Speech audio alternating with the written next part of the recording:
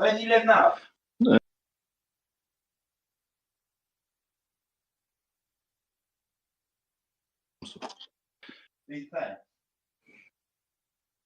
Jizzy. Okay. Didn't realise it started, so I do apologise. Gilbo's already 2-0 up on Darren Charles. Darren Charles has got a good chance here. Got a red that's on the left-hand cushion. That could prove a little bit tricky to get on. But if he does get on it, it's an easy pot. Connected to the black. So we should just be dropping this red in, trolling it through. He wants to land straight on the red in the middle. So we can just pop that in as well.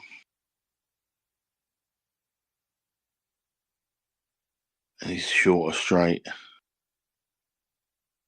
It might well be okay. It should be able to just pot this and just run onto the red, just to knock the red towards the hole. But that he needs to knock it a bit further down so he can just stun in behind that red. So not ideal, but not bad.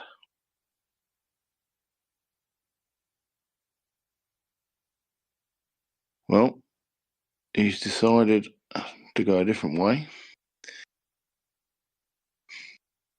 I think he might be pumping this red in the right middle now, coming off the side cushion and back across again for the red top left as we look. I think that's going to be the route.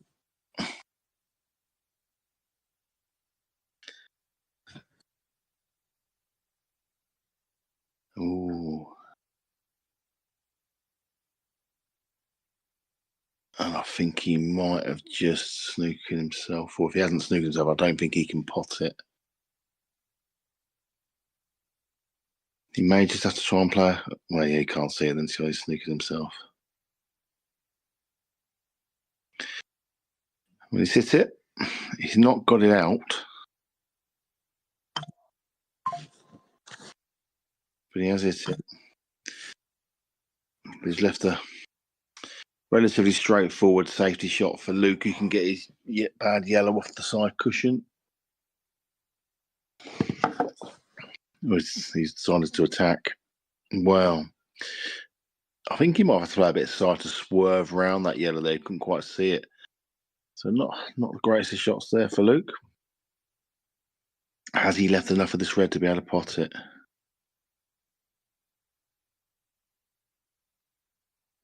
No. He went for the double.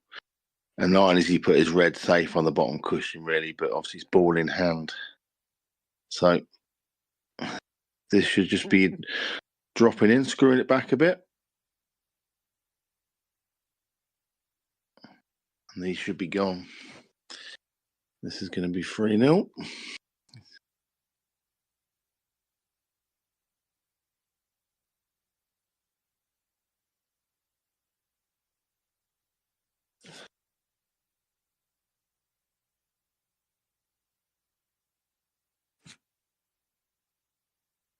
Darren Fenner, I've just been watching. He was 4-0 up on Danny Della.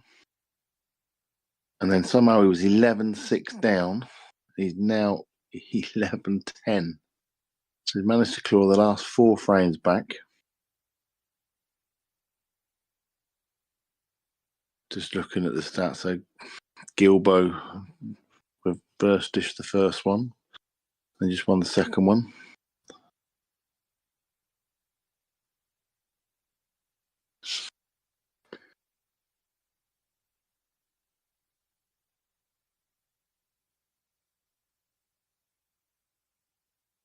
But for sure, I think Fateh went the wrong way. As Coops alluded to there, you went the wrong way. I think the pattern was wrong.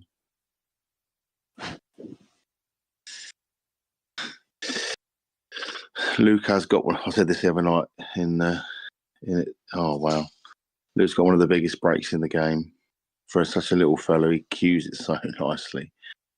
Can he pot this red? He can. So he's got a good chance here.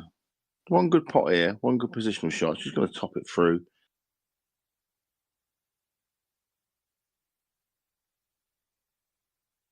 Just left the perfect angle to just stun this off the side cushion. Drop it down between the gap of the red and the black. He's got a choice of reds.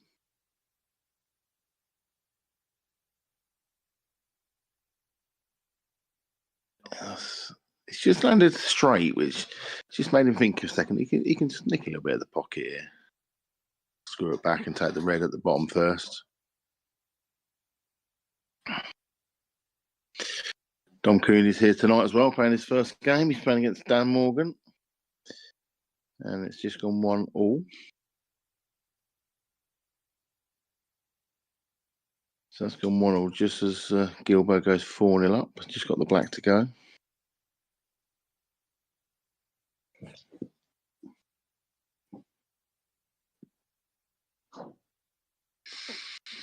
Right, it's 4-0 rather quickly.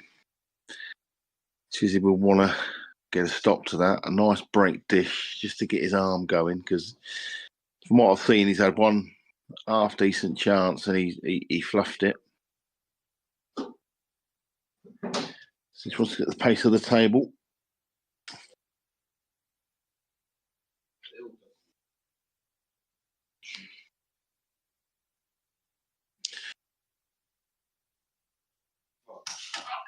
I'm just keeping my eye on the Darren Fenner Downey Della game. It's 11-10 to Della. Darren's just played a safety shot, which, in all honesty, is not a very good one. He's left Della a nice rollie. She's potted.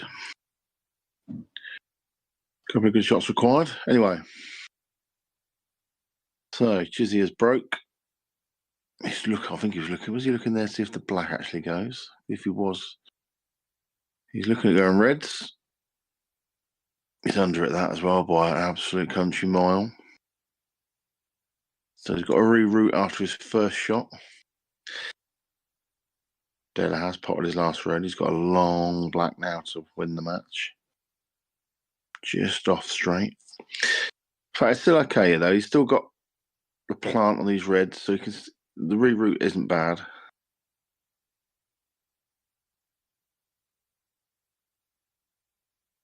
And Della's missed the black. So Fenner's got a good chance of equaling it up at 11-all now.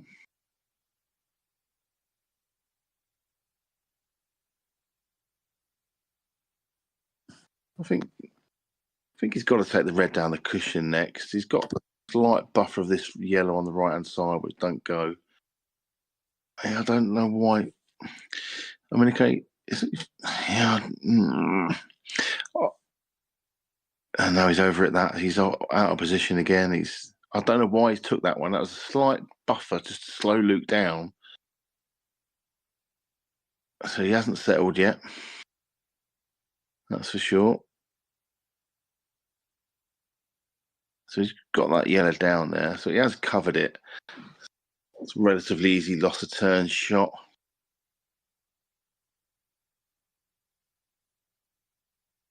Fenner didn't clear them up. He snookered Danny.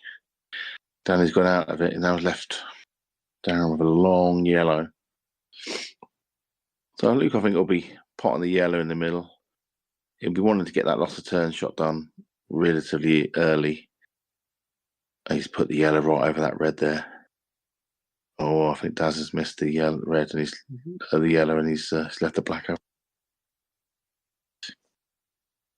I think with that yellow going there, and that's it, yeah. Danny's won 12-10. I suppose in the end of that, Fenner will be happy with getting 3 points. So there's the loss of turn shot. Now, is that a plant? Is that red onto the yellow onto the red? Does it plant?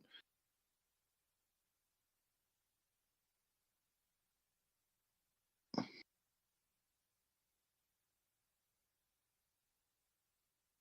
not so sure. Well, if it does plant, he's got to play it as a free ball plant now, which makes it unbelievably difficult.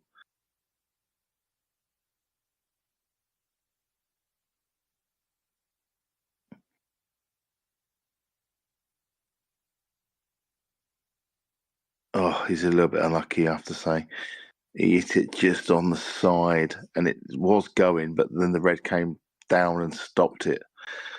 So another good chance here for Luke.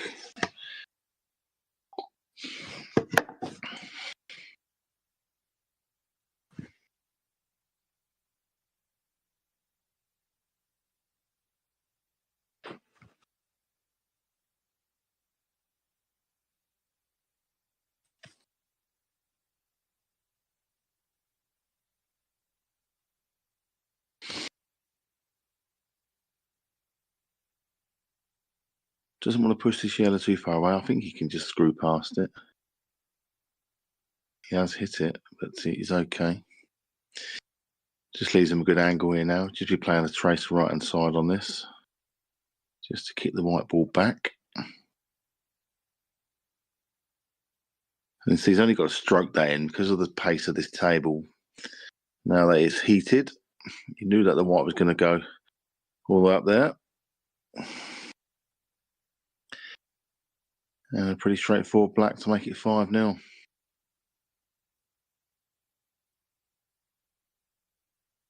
Shit's in. That's 5-0. Dom is now 2-1 up on Dan.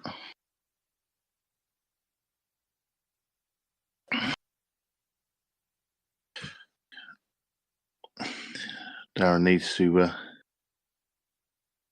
to settle down. Got an exciting cup match going on at the moment. An all championship game. Rishi Matthews and Clive Howe. And Clive is currently 9-8 up in a race to 10.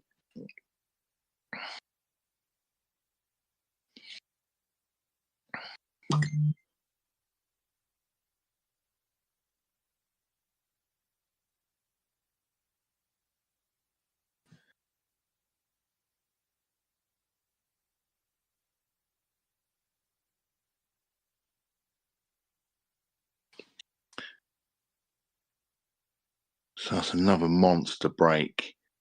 But he hasn't potted a ball. There's a yellow that's over the top right as we look, which is covering the reds.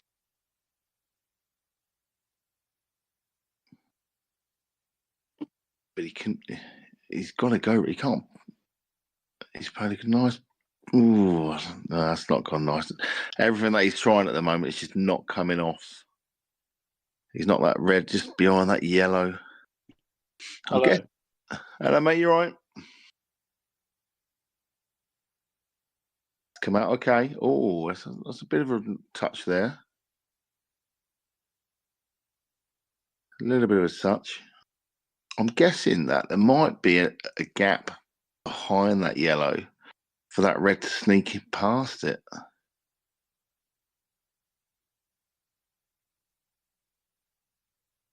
Not sure. Sometimes it's hard to tell from the camera angles. We'll see a bit later on in the clearance if he keeps going.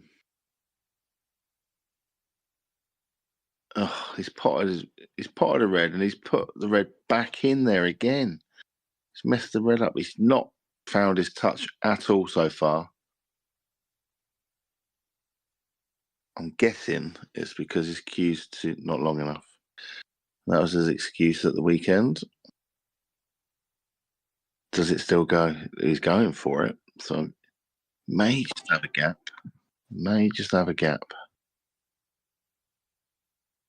Well, he has done. It's a good pot. But he's lost the white.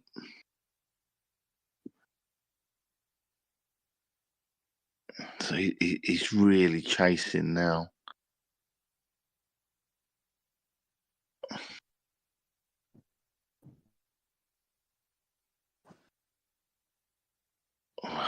He's gone for something outrageous there.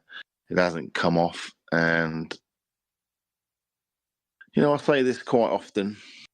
But I'm not going to say he was too aggressive, but that clearance was hard anyway. And he just kept on digging. I'm not sure what the plan was for that top right-hand corner. But he just kept on potting balls. And I don't think he was ever in position once. Not really. And he's just left Luke with not straightforward clearance, but straightforward enough for a guy of this caliber. He's left a nice angle here to come deal with this yellow down here. Doesn't want to land straight. And he isn't. Not that it matters, because he's only going to plop this in and he's going to take the yellow over the hole, I would have said. I don't think he needs to get down there too much. Just probably pop it past the red. Well, so I'll just get nice and close to it. Didn't need to get that close, but he's fine. Now, we're going to play a lot of left-hand side on this, just to bounce it off the cushion and spin it to the left, so it's got a nice easy angle, just to bring the white ball back to the right-hand cushion. Perfect. And it's all about making it easy. So he took that, he got that positional shot like that to make that shot easy. And that's 6-0. And this game ain't going to take long at all with the way that it's going. Dom's gone 3-1 up. Hello? Hello? Yeah, hello. There you go. I got it working. Yeah, I heard you. You said hello last time. I heard you. But I said hello back. It wasn't coming through my headphones, so I've come off them. Oh, okay. So you've joined us as Luke's just gone 6-0 up. Yeah, it seems he's cruising. Yeah, at the moment he's just mopping up after Darren's mistakes, to be honest. So straight in off there as well. That's not good. Nothing's gone right for Chizzy so far. Literally everything that he's tried has gone wrong, including the breaks. So he's left it's a bit of a mess. He's going to try and get this yellow off that side cushion straight away. Just knock it down towards the middle. Oh, he's just over screwed that a little bit. Not got it out, and because he's not hit that as he intended, he's obviously now out of position. Well, not out of position, but he's not where he wanted to be. I think with the quicker, with it being quicker as well, it doesn't Bites, doesn't it? react the same now, does it? No, definitely not. He got into that far too much for and the table's very reactive now. Mm. He hasn't got a problem here. I mean, he's still got a pretty good route.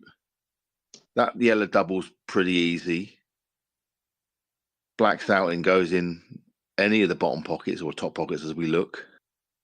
If that yellow passes the red, I don't see an issue really. Yeah, I think it does. Yeah. I think Dom's about to go 4-1.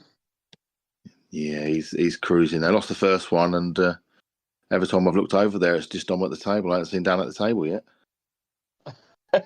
Oh, and he's missed that yellow. He's just slightly hampered as he was playing that. Yeah. I don't know if that bottom red goes. He might have to double this and snooker him behind the red and pop the yellow. I'm not sure if he can. Yeah, that's what he's trying. And look at that. It's just again, how has that not gone in, really? Yeah. Another day, when everything goes for you, that drops. Yeah. You know what I mean? It's just like, gosh, nothing's working at all. He's stunned it behind the red nice. I mean, he has got the snooker. So it's an easy hit, though. It's an easy hit, but he's got his hook. Well, and you're right. It's at the right pace. It's going to pop out, and he's going to be on the yellow in the middle. You would think. Yeah. But that's just the way it's gone for him. Oh, maybe he can get around the side, can he? Bit of side. It's not bad. So he's come a bit too far. I prefer your shot. I preferred your shot because you would have come in between them and you would have had the correct angle. Yeah, I think so. Yeah, looking at it. I mean, he's played that very positive, but yeah, he's having to go a different route now. He's making it tricky. But he's moved the red. He's digging. Digging now, yeah. You can't see you can't see that yellow pot to the top right as we look. So he's probably just going to try and just put this over the middle pocket and try and leave the white touching that red so you can't see this red down this bottom left. Well, he did it a bit harder than I thought he would. That's not sure what he was. No, I'm not sure what he was trying there. He's not set it up. That's a very strange shot. No, I don't like this shot. I don't like this shot because he's not played well so far. He hasn't actually played a good shot in the match so far. Yeah, he's potted it, so I'm happy he's potted it. But that was risky because exactly. Because if he missed it, it was frame over, and he didn't need to take it then. But a very good shot, and this now should be first frame on the board for him. Do you think? Sorry, do you think the pockets play a little bit more generous now? Well, on the table that's heated, do you think they slide in a bit better? No, I don't think so. I don't think so because I suppose to slide off the cushion. The cushion's not heated, so. But no, so I wouldn't have thought so. I mean, we all know they're pretty generous anyway, aren't they? Yeah. You know, they're not exactly the tightest pockets in the world. That's Supremes for you. Oh God, what's he done there? He can pop the red down the bottom. That's not too bad. He can probably just pop this and screw the white up a little bit, just for a little bit of safety. I mean, this is what I would do. I'd play this with just a little bit of safety. Bring the white up here, just in case I miss. That's it. Yeah, I think sure. Anyway, so he's just got to bounce this white naturally off the cushion now. Probably play a trace of right hand side on it, just to straighten that white up. See, he hasn't. And again, it's not a problem. But if he'd have played some right on that, this would have just been a droppy. Now he's got to stunt the side cushion.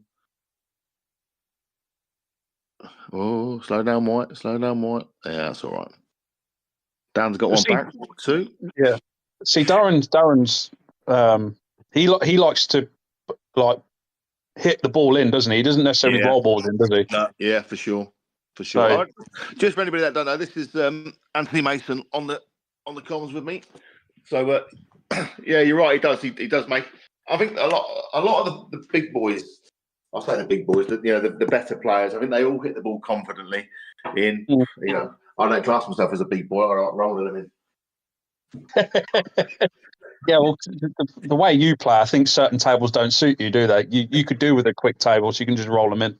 Yeah, for sure. Whereas, the way I play is perfect for this sort of table because I can make the white ball move just by playing a bit of side, trace the top and whatnot. I don't like thumping balls in. I don't like coming off of cushions. Just never know what's going to happen. I don't like going into balls. Yeah. See, I heard you talking at the weekend about like back in the day when tables, you'd be lucky if you could get a good break out of them. Was that a problem for you when you were growing up playing? Because the cloths were thicker and slow. Yeah, I mean the table we used to play on at the Viking, for example. That's where I used to my team games with the Viking. That's when there was basically no pool halls really around. Mm-hmm. You'd have there's 9 frames in a match, and sometimes a match would take 3 hours. 6 singles, 3 doubles, honestly, because you couldn't pot a ball down a cushion. Yeah. The tables were just rubbish back there. With the best will in the world, you put the yellow on the cushion and the white behind it, and you rolled it down it just wouldn't go in. So nowadays, we're absolutely spoiled, really, with these tables. Yeah. They're probably designed for that, to make it look good, get more games. Miss the Viking. If it's a pound a go, as well, of course, or 50, 80p a go, the more games that are played, the better for them. So they've almost like designed the tables for speed almost. Yeah. Now, as you know, it's on an average, 2 decent players practicing, you would expect them to be playing anything between 10 and 12 frames an hour. Yeah.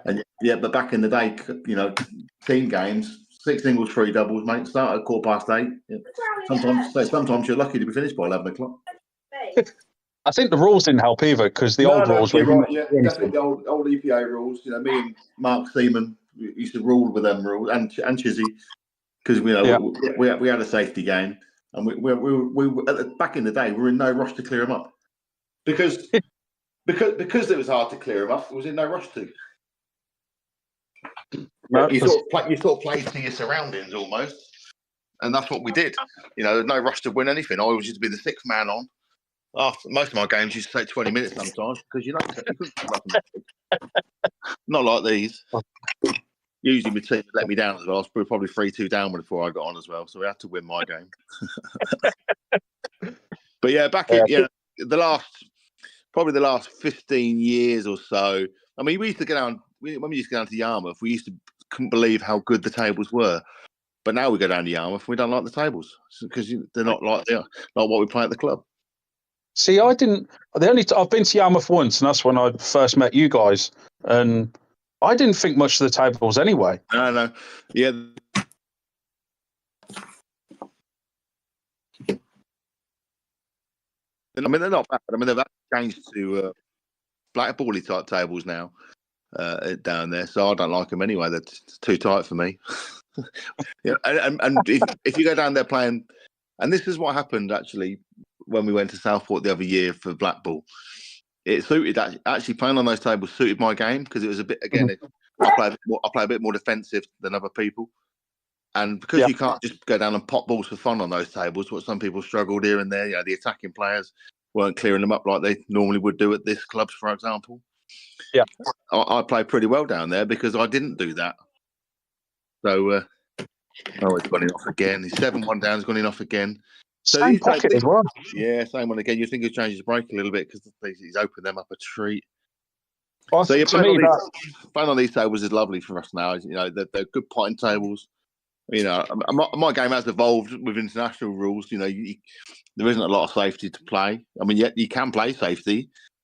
You know, I say it all the time on the comms that some people are too aggressive in some of the shots that they play. You know, don't have to go for it. They can play a slightly slower shot. You know, just to slow it down. Because if they keep going for it when it's not on, they're just going to lose straight away. See, it's strange, isn't it? How these rules are not safety based, but yet I think these rules you get punished the most for not playing safe at the right time. Yeah, absolutely. To attacking, it's weird. Absolutely, yeah, that's right. Because covering a hole doesn't mean anything. So you haven't got that safety element of like covering a hole and stop his ball from going. So you have to just think of different ways of playing safety shots, you know, and slowing it down. And we know in these rules that one shot can actually make the whole frame turn on its head. And just when you think you've played a good shot and slowed him down, he'll play one back and you're like, oh shit. And then you'll play one. Then you'll play another one somewhere. And you're like, oh, and you get a bit of luck or whatever, and it changes on its head, literally shot by shot. So that's kind of why I do like the rules. Even though I didn't like the thought of a loss of turn until I'd played them, and then I realised the whole point of it. Yeah, and I was okay. I get this now. I see that every shot's a positive to keep the frame moving, even if you're always playing safe. And people still don't grasp it. I try and tell them it's a bit. I could be wrong, but I think it's a bit like a game of chess. Yeah, definitely, 100%. Yeah, you have to look a couple of balls ahead. You know, if you've got 2 balls that are knackered and he's got 3 balls that are knackered, get one of your bad balls out because then you're 1 ball ahead of him. Yeah. You know, as opposed to trying to pot a ball and doing whatever. I'm trying to say all the time, you're going for something that's not there. You don't need to go for it because their balls are not there. And, you know, you should just play to the table. You know, you want to play attacking. You know, everyone wants to break and dish. We all want to get it, you know, get the frame done straight away if we can. But when it's not really there, and probably in these leagues are probably the worst for it because you're playing, you know, you're playing a race to 12. Yeah. You're playing differently than if, for example, you're playing a county game, because the county games are race to 1. Yeah, yeah. You know what I mean? So you still automatically. Well, I do. I try and play every game like it is a race to 1. I want to win every frame. Whereas some of these are like they just chuck that frame away because you know, there's another frame to come afterwards. You know, and I just think, what are you doing? You can't play like that at county. Because county literally is 1 frame pool. You know, you just give it. If you just give that frame away, and of course it's team pool as well. It's not just you're not playing for yourself. You're playing for a team. Yeah, that's what I was going to say. You are playing with a bunch of other guys that are relying on you as well as you relying on them. So when you see them going for headless chicken clearances, you're like, what are you doing? You know, I pull my hair out. You know, and I'm not by any stretch the best player in the world. Of course, I'm not. But I think I'd like to know. You know, I sort of know what I'm doing, and a right and wrong way of going about things. But again, you know, I'm not the most attacking player in the world. As such, you know, I don't, and that's just on my ability, based on my ability. And I don't think I can pot certain pots, so I don't play them. Yeah, I'd rather play a percentage shot. We're getting back to this. Looks like Gilbert's about to go 9-1 now. He's cruising. It's all a bit too easy. Off Chiz's break, off his own break. Yeah. It's all there every time. It's far too easy at the moment. It's 9-1. I'm just going to have a quick look at the stats. But I think, well, to be fair, Gilbert's he's keeping him off the table. That's Gilbert's third break and dish, and he's had 2 reverse dishes. So out of the 5 frames, he's 5 out of the 9 he's won. Chiz's basically not had a shot. So it's hard, but you got to turn up to these big games with these players, with Dom and Luke and Callum. You've got to break well. These rules are so based on a good break. Because we've seen here, if you go in off the break or you don't pot off the break, there's every chance that the ball's he's gone in off it. No, it's just all right. He's not going through the ball. He's not going through the ball. When he's pushing through, he's clearly hitting to the right side of the pack or throwing the side on it, which is throwing it then to this right side. Yeah, not quite queuing straight. And he's clearly doing that. He's trying to hit him in frustration. Yeah. Instead of timing it. Dan's just got back to 5-3 over there, so he's got himself a point. Which is what it's all about. What do you think to Dan Morgan's game? I've watched him a little bit. Very attacking. Yeah. I think if I played him in World Rules, I'd fancy my chances because, again, I can slow it down. And these boys like to go for it. They like to make things happen. I'm not saying I'll beat him, but he's a good player for sure. I watched him in the game against Glenn. He beat him. I think he beat Glenn 12-11. And very attacking. It was one of the first times I was saying about how attacking they were. And Glenn is as well. So, when you watch half of these players, they're all so attacking. And I keep saying it to them, but again, it's just because it's my game. I just think, and if you look back over all the frames, you think, you've lost that because you went for it when you shouldn't have done. You lost that because you went for it when you shouldn't have done. Not because of bad shots, just because they're going for it and they're just digging themselves holes. Yeah, they play with no fear, and I think some players don't get it when you say, well, there was probably one shot too many there where you went for, and that's probably what cost you. But because they have no fear, they don't recognise what you're saying, and they just carry on anyway. If Gilbert's landed on that yellow behind the black, then this could be frame over as well. Yeah. I'm assuming that both of those yellows go into the top right as we look. There's me trying to turn my phone, thinking that'll make a difference to see. As he's still on that. He's going to pop it off the side cushion and back behind it. You can zoom in if you're watching on Discord, though. Oh yeah, you can make the whole screen bigger if you want. Make it to just one screen, just the one table. How are we, Lee? Not too bad, mate. Good man. Hello, Lee. How are you? I was trying to work. Because I had my phone on watching while I'm doing something else, and then I was like, I'm trying to work out who the second voice is without looking at my phone. Well, can he hold for the black in the middle? I think he can. He can drop this in, and actually the white's only going to travel a few inches. Yeah, he's fine there. So this is going to be another reverse dish. So that's going to be 3 break dishes, 3 reverse dishes, 10-1 in about, they've only been playing less than an hour. So, then who is or who do you think's favourite in this league this year? Then, since you've got so many good players. Well, you got to say Callum because he won it last year. So you got to put Callum as the number one, I would say. I think Dom was second in the end last year by default. Actually, this is Dom's first game. Luke's already had a few. He had one game Monday, Luke, didn't he? He won 4. He won 4 points. But the one thing that's happened for Callum so far this season, he lost to Wayne 12-8. I saw the end of that, the last 4 or 5 frames. Yeah, it was a good game, really good game. And it was at the end, it was 2 break dishes. I think a reverse dish and a break dish for Wayne to win it. Just before that, Callum had got a break dish and a return just to get up to 8, and we thought. I was going to say because Wayne made a mistake, didn't he? Yeah. Which Callum, I think, saw blood, but then Wayne managed to stop it. I think the last 4 frames were all break or reverse dishes, so great standard. Yeah. But in the consequence of that, of course, is he dropped 2 points, and last season he dropped 1 point all season. Okay. Oh yeah, because I remember you saying on comms that if he could just get to 9, then at least he'd only drop 1 point. Because he lost to 8, isn't he? I think he lost. Out. Yeah, so he only gets 2 points. Yeah. I remember you saying on the comms that if he could get to 9, at least then he'd only drop 1. Yeah, that's it. So I think he lost one game. In fact, he lost his first game last year to Dom Cooney. I think he lost 12-9 or 12-10. He then went straight on the table afterwards and beat Gilbo 12-5 or something like that. But other than that, he then won every other game. So he literally dropped 1 point all season.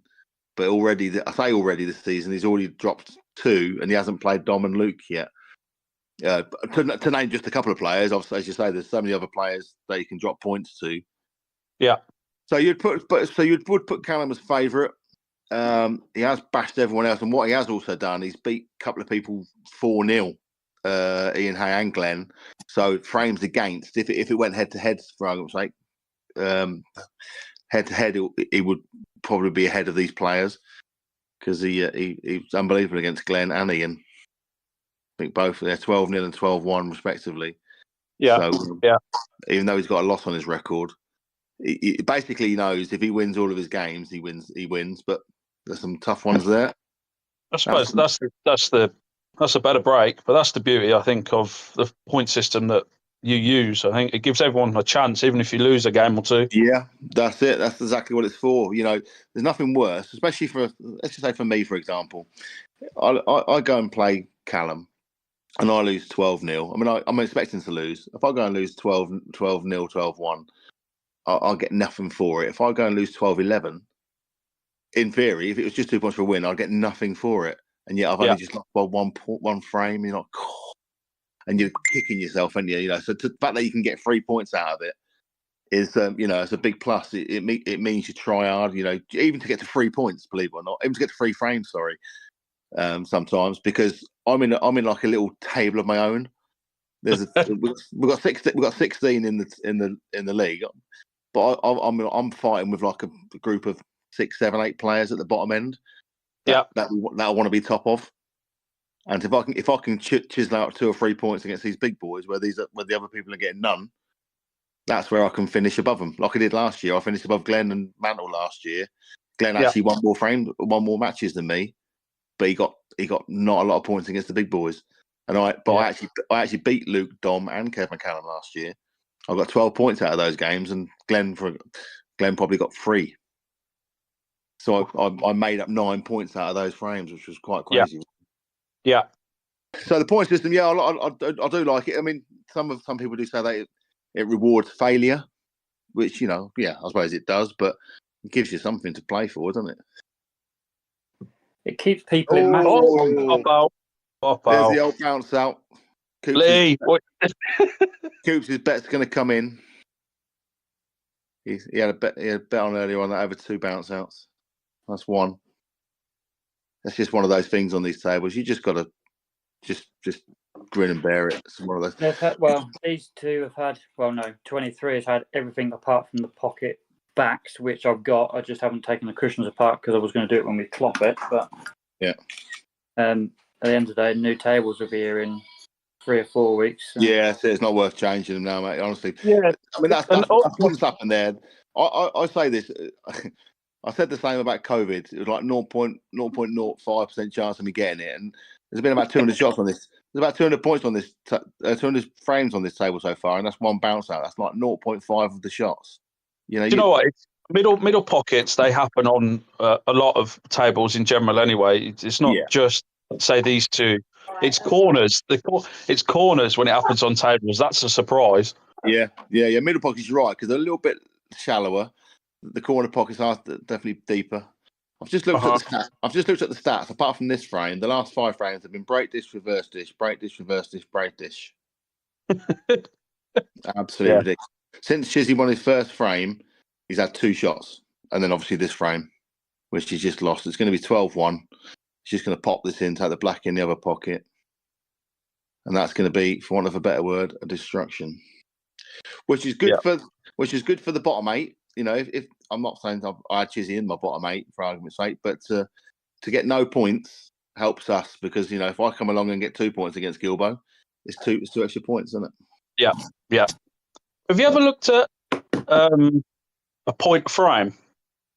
Yeah, we did that. We did that at the start. But the problem is, like what I just said there. Callum beat Glenn 12-0. He beat Glenn 12-0. So then he gets 12 points. Glenn gets none. So the gap becomes a lot bigger in the table. Yeah. So this was sort of came in to hopefully make the tables tighter. Even though 2 points, it does make it tighter. In fact, I'm just looking at the table now. Forget Callum and Kev at the top. You've got Lashmar on 14, Barcock on 13, Ken's on 13, Glenn on 12, Wayne on 11, Mantle on 10. So there's 6 players there with 4 points between them. A couple of them have got a couple of games in hand, but it just makes it all tight. Yeah, all to play for. All to play for. So, you can have one win and you can move up 6 places.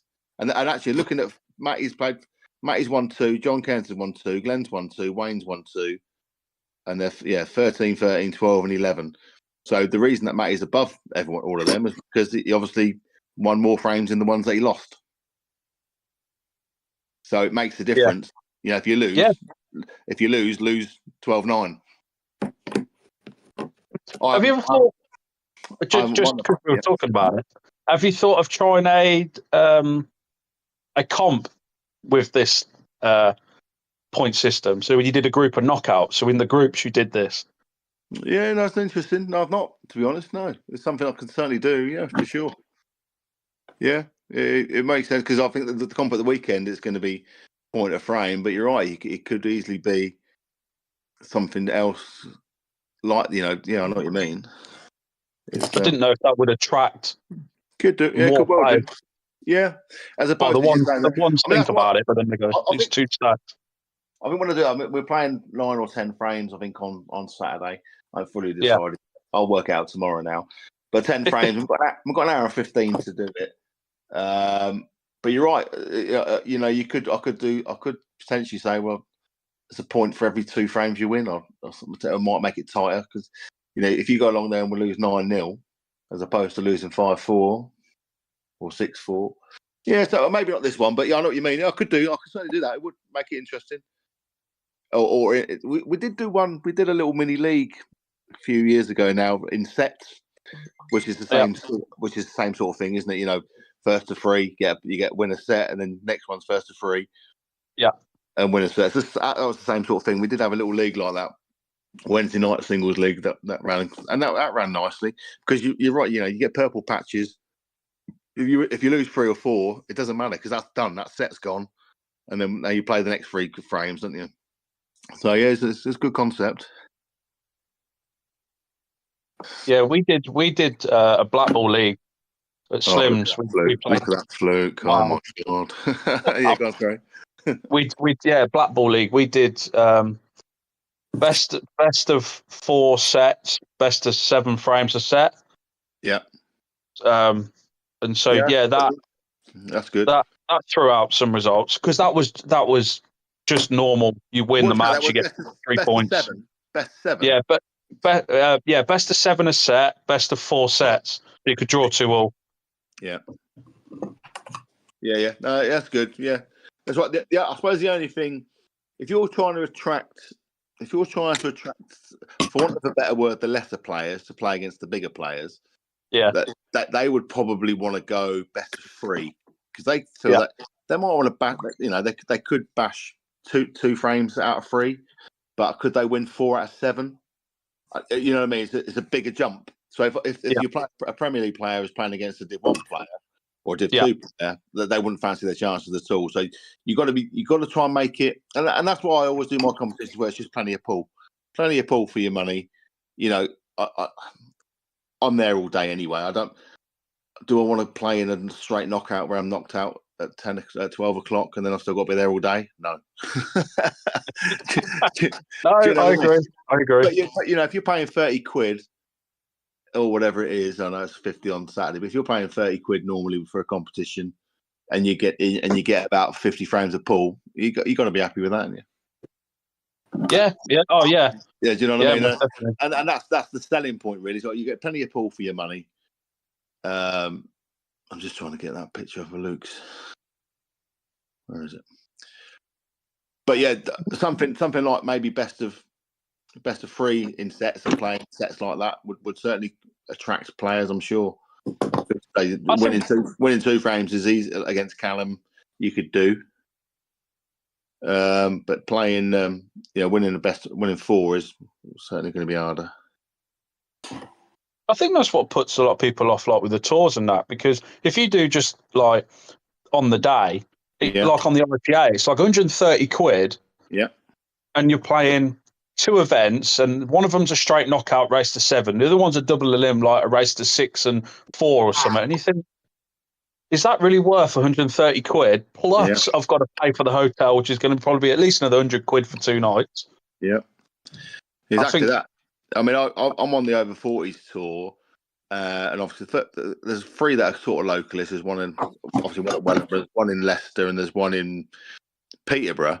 But the other 2, one's in Maidstone and one's in Essex somewhere, I think.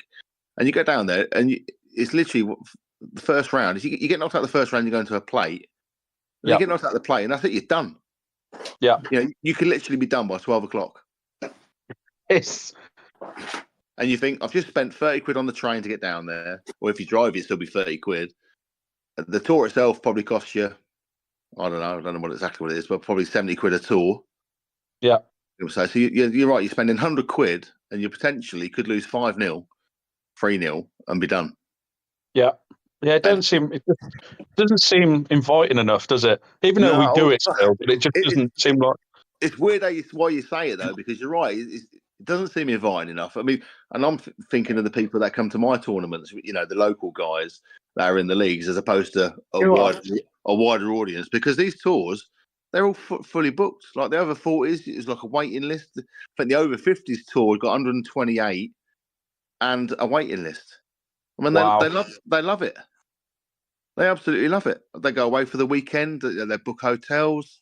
I think the over 60s tour that is a 2-day event, and they book and they do play plenty of pool in that one. But they absolutely love it. Again, there's waiting lists. I think that they're all sold out for next year already. And this is what I was saying the other day about people paying tournaments. I've already paid for that tour for next year. Yeah.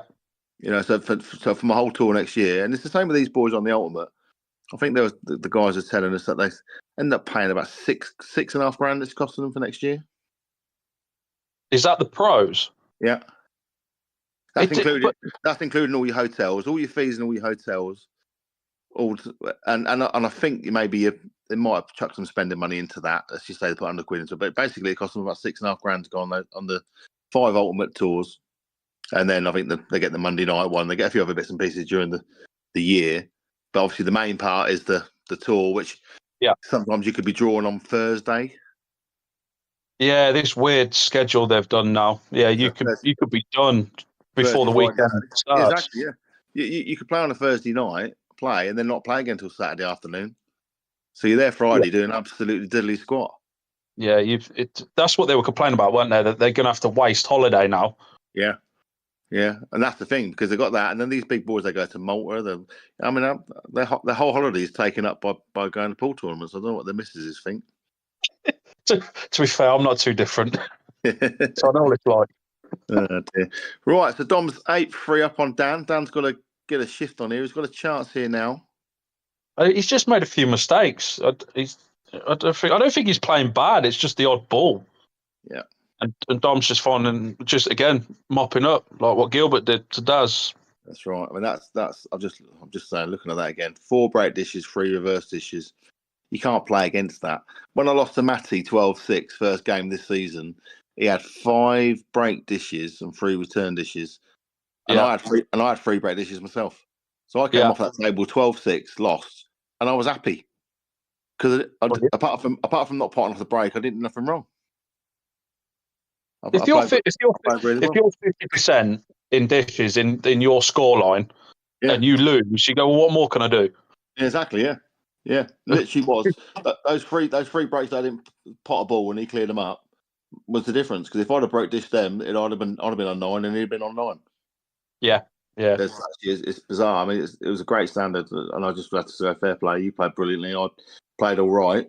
Didn't do anything wrong, and I got 2 points, and I was kind of happy. Bizarre. Not often you come off a table losing 12-6 and are happy. Sometimes it's just easier to take the positives, isn't it, if you can find them. And that's it. Yeah, exactly. I'm just looking at that scorecard now. Break dish, return dish. Then return dish, break dish. Yeah, return dish. Jesus, yeah, 12-6. I don't want to look at it again. But we've had a few of them this year now where there's been it's just gone off. Where there's been loads of dishes. I think I put the stats up the other day for Callum. That game when he played the other day. Who did he play the other day? Lashmar, wasn't it?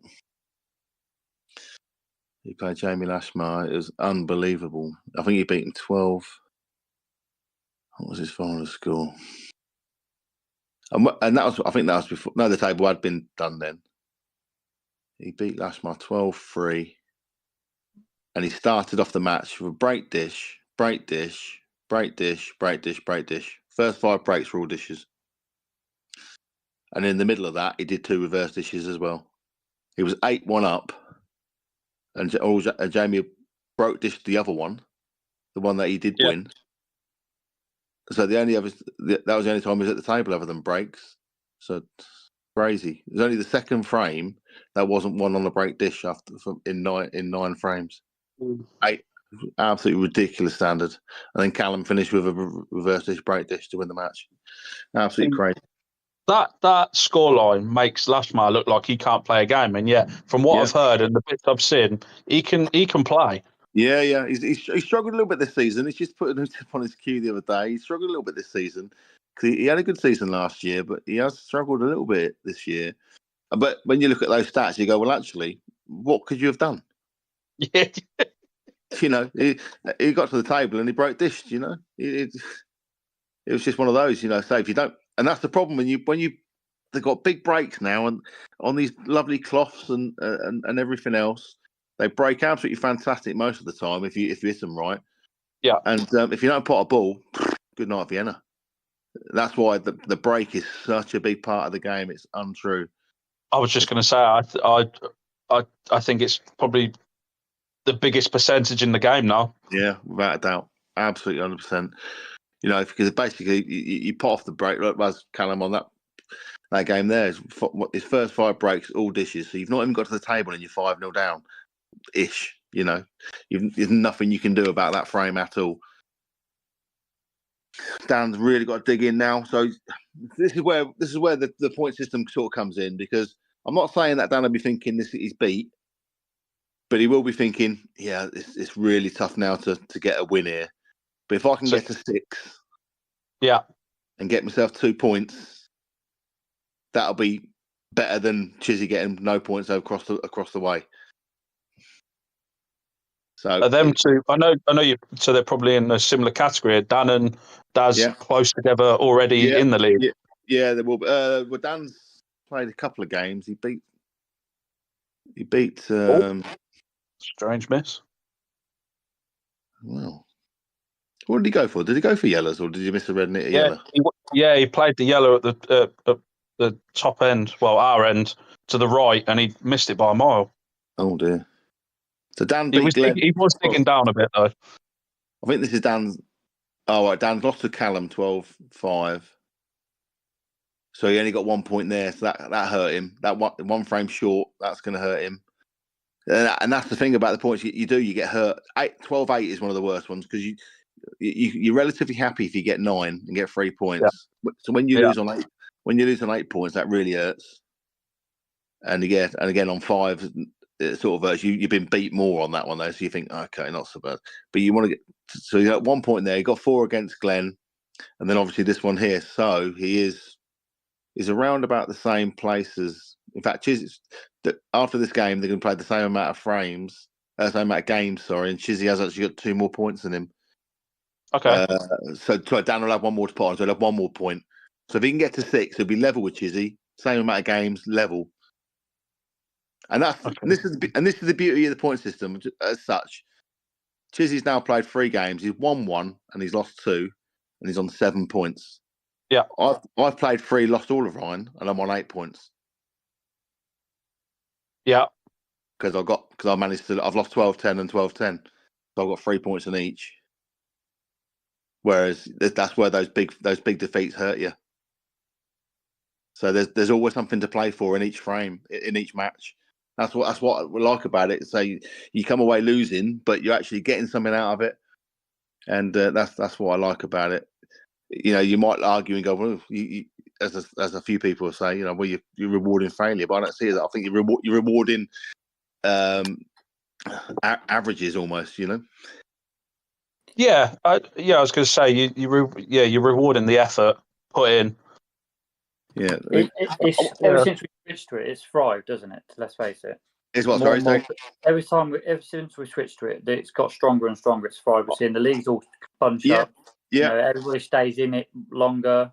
Yeah. You know, yeah, for sure. All round been a bit but more the thing positive. is, you know, if you lose like I have, you know, if you lose 3 matches and you're playing 2 points to win, I'm obviously going to be basically rock bottom, and my head's going to be down and everything else. But it's not, because I'm getting points.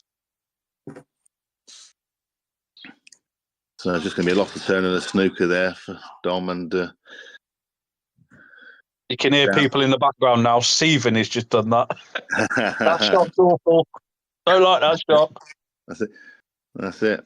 Just speeds that game up, doesn't it? Speeds the game up. He's going to have to come up to this bottom cushion, try and pop the yellow in the middle. It's the only shot he's got. He might not be so bad. As long as he hits the yellow, he might still be in play. With that red on the right-hand side, well, it's a good effort. It's unlucky. But with that red onto the side, it's not over just yet. If the yellow doesn't go to the top left as we look, I think Dom would just be brushing off his red and bouncing it off. And this is what I say about attacking play. I mean, you know, you'll see some people go for this, play the red in the left middle, then the red in the right middle, top it through, and then probably try and drop the red down there. But if he misses that red, he's going to lose the frame. So if he just deals with it now, it's only one shot later, then he's going to go for the clearance. You know what I mean? No. This is the conversation. Now, but does he need to? See, this is kind of what we were watching at County. And to be fair, Paul David's the example, because I have the conversation all the time. He'll look at this as if to say, I'm going to clear it up. Yeah. Whereas, you know, you're saying, well, why don't you wait an extra shot? Yeah, but it is dependent. If that yellow doesn't go to the top left, I think Dom's just actually looked at it now. If that yellow doesn't go top left, there's no need for him to go for this clearance. Yeah. And I agree with that. But yeah, people like Paul David, he'll be like, yeah, but if I let them back to the table and they whack their ball and it goes in and I lose, then I might as well have gone for it. Well, that is the problem we have with that's the problem we have with Jamie Lashmar, because he is one of the luckiest players in the world. He is called Jamie Lucky Lashmar for a reason. Yeah, and it's right. You know, if you buy a ticket, you got a chance, haven't you? Yeah. You know, and if you give them a shot, they have got a chance. So there you go. He's missed it, but he's played it with safety in doing. That's probably why he missed it. We all do it. You know, when you play with a bit of safety in mind, you end up missing it probably 7 out of 10 anyway. Yeah. Where if you're full-blooded, you'll probably pot it. Has he actually left a sniff of this yellow? Can he see this to cut it up to the bottom right as we look? I think it's too thin for the corner. I think you can see it. So Dom's ended up missing this, and obviously gave Dan a chance. He would have just taken that red off the cushion and just brought the white down here. Dan would have had no shot. I can't see any double on or anything there, and he would have been in a much stronger position. He still have the red over the top right, but you know, he has played with safety. Well, he played it with element safety stroke, getting on that red as well.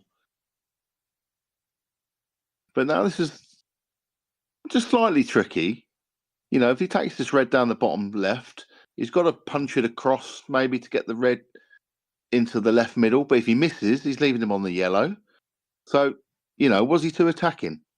This is my discussion point on it all the time. And to me, I think he was too attacking there. He didn't need to. And it only been one shot. He's going to end up winning this anyway, don't get me wrong. He's played a good shot there. It's a good shot. He could miss this. Anything could happen, you know. He's going to end up winning the frame, and it's going to be irrelevant.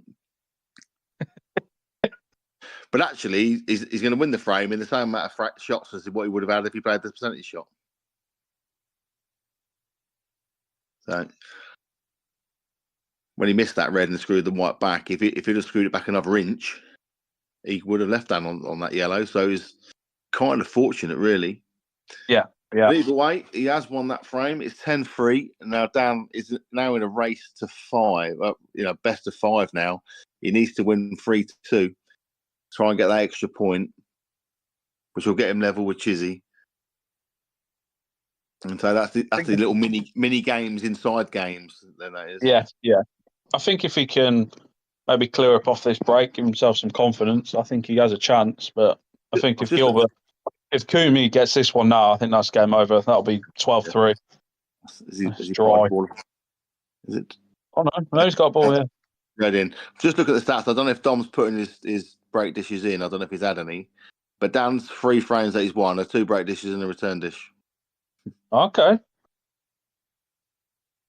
So either shows that in play, he hasn't won any frames, or whether Dom might have actually done some break dishes and just not filled in.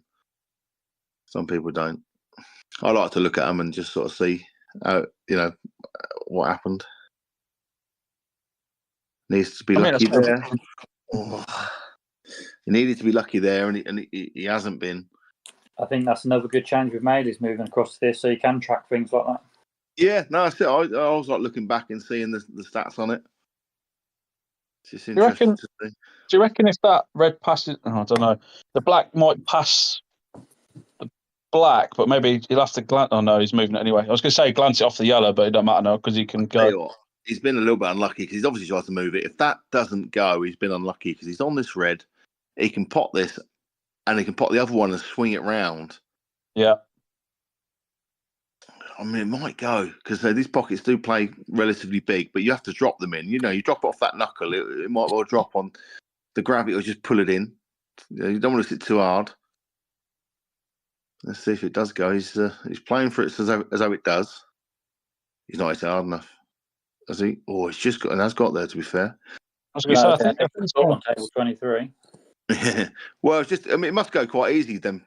Oh, I see. Is it the yellow? See, that would have been far easier, wouldn't it? If it was right behind it, he can't really miss it. If it does go, that's what I meant by he's not hit hard enough. He had to get down behind it, and he had the lovely line. Just didn't hit hard enough for me.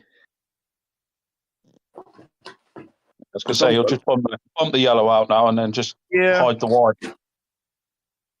If we're looking at potentially getting the yellow down there, I think, and playing it off the red to move it for that yellow, because that yellow obviously don't go. Yeah. Although Dan might well move it for him now. He's fouled anyway. Not sure on that one. Well, he's fouled. He's left the ball in hand, and so I think Dom will be looking at trying to get a yellow down there. He may just pop one of these ones up here and play another snooker again. It's one of these ones where you sometimes you don't have to play the snooker. You might want him to see a bit of it, or he'll move it for you. Yeah. So he's just got that yellow out into play. Now that yellow will come off that red now, you see. That's what he's thinking. Yeah. Play it down like that, get another ball in hand, then he can play that off the red, and providing it comes out, it's going to be a frame winning shot. He's at the black. He has, but look where it's gone. So it's even though he didn't play that, that might be okay for him. I'm not saying it's brilliant. So Dom's going to play this shot as we discussed. But that's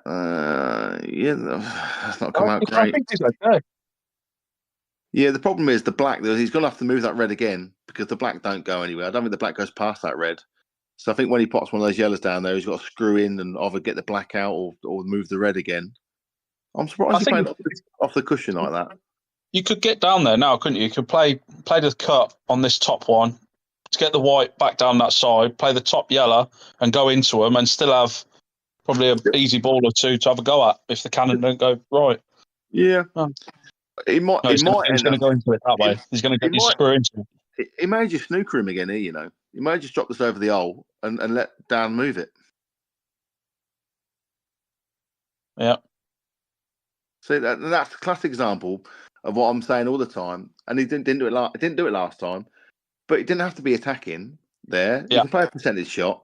Make Dan move this. He doesn't have to move the red. Dan has to move. He has to make this red move, doesn't he? He has to hit the cushion as well, which is, whether we like that rule or not, I particularly think that rule should be changed. I think if you're getting out of a snooker, you should be all right to not hit a cushion. Bring the sample back. Dan's got away with that again because he's not hit a cushion, but of course the black's still safe. But it's the same thing again here.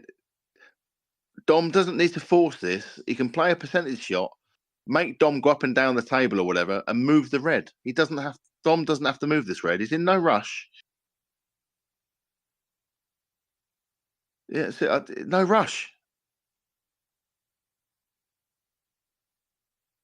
See, I think now he's put that red in a better place for Dan as well. So yeah.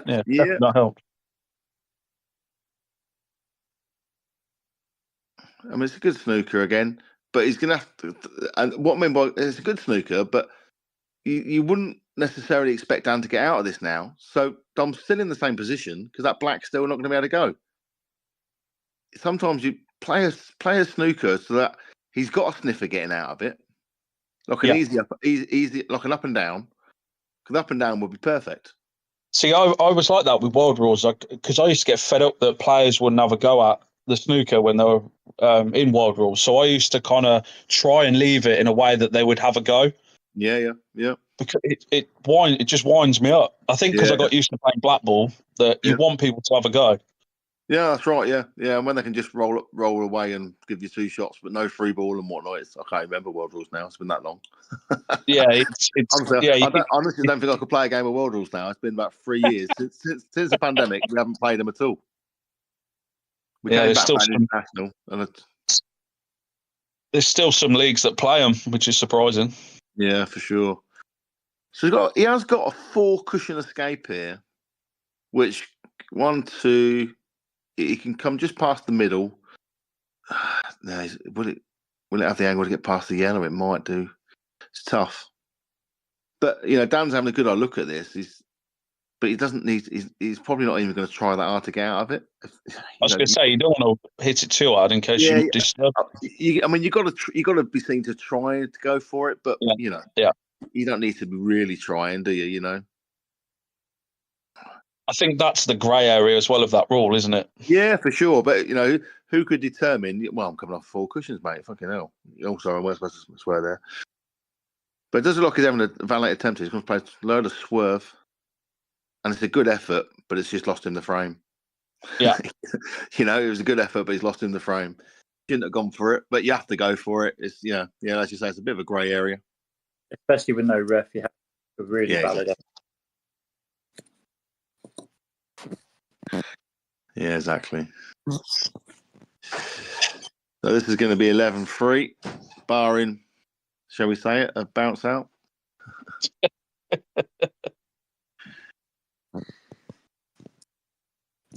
And Dan will just be walking away with the 1 point at this moment in time, which is better than no points, I suppose. He's not going to be the only person to get beat to 1 point by these pros. If they turn up and they're on it, then there's not a lot you can do sometimes. Well, apart from break condition from your own breaks. Well, he came across this league for a challenge. He certainly got one. Yeah, exactly. Yeah, I mean that's what he wanted. Fair play to him for coming over from Milton Keynes. I did ask Cleveland. He's like, no. I think that was last year. Actually. I think that was last year. I asked him. He reckons he just never plays very well at Q Sports for some reason.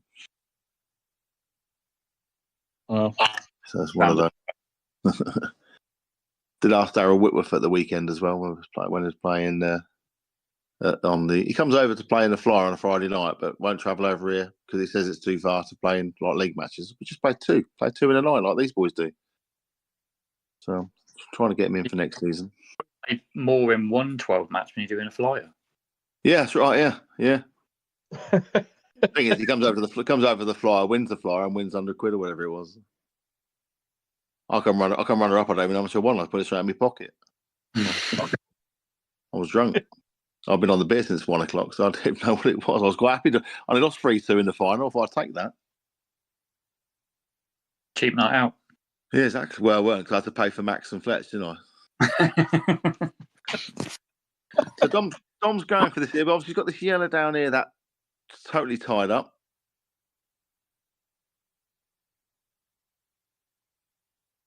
Left an angle now. I was going to say into the middle, white off the cushion. Yeah.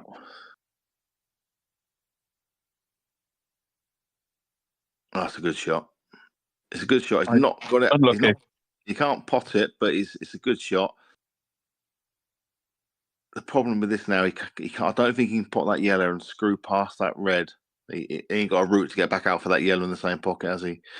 He could play a double. Could he play a double? Yeah, I think he's going to have to. You're right. Double or a treble. Yeah, I think that's going to be the shot.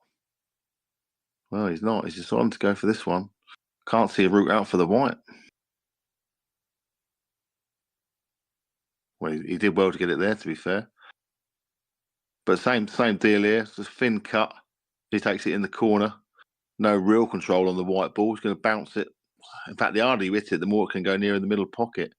Yeah, I was going to say, I'm pretty sure he's under the yellow, so I think the middle pocket comes into play. Yeah, for sure. Of course, he's free rolling a little bit here. He's 11-3 up. He knows it's only a matter of time before he gets to the 12. Yeah. Ideally, he'll want to stop Dan getting to 6. Even though Dan's not a threat to him in the league, it's, as I say, on the head-to-head type thing, it all the frames against you could come into play. So you want to stop him getting to 6. But he's sort of free rolling here. He knows don't have to win this frame. He's got another 2 chances to do that. Of course, he's playing Chizzy straight after. Well, that's not good for Chiz then, really, after the last match. That's right. And Gilbo's playing Dan. So they're playing all playing double headers. So these Dan and Chizzy will actually be right next to each other in the league. Will be playing each other. So I suppose on this outing it would be a better watch than these 2 games have been. From a point of view that they're going head to head. Oh, he's gone for a double. Look at that! Look at that for effort. Oh, well, he didn't quite go on the yellow, but I like the idea. I think Dan's got to try the loss of turn shot now. Red onto the yellow. Yeah, I'm not. Do you think he will? No, he's not looking at it, is he? No, he's not. Is he looking at cutting? He's looking at the angle to move it. Yeah. Very well. That's a very good effort. It is. He can get the loss of turn shot now, but can he get the white back across past the red enough? Not even attempted it. He's left an edge here. He can have a go at this. He's left the bottom angle. Yeah. Yeah, that's what I thought. That's what I said. Can he get the white back across enough to cover it? I think you have to hit that quite hard to do that. Yeah. So he's got a chance. The good thing is, well, for Dan, is that the white's going to be careering straight into that red. So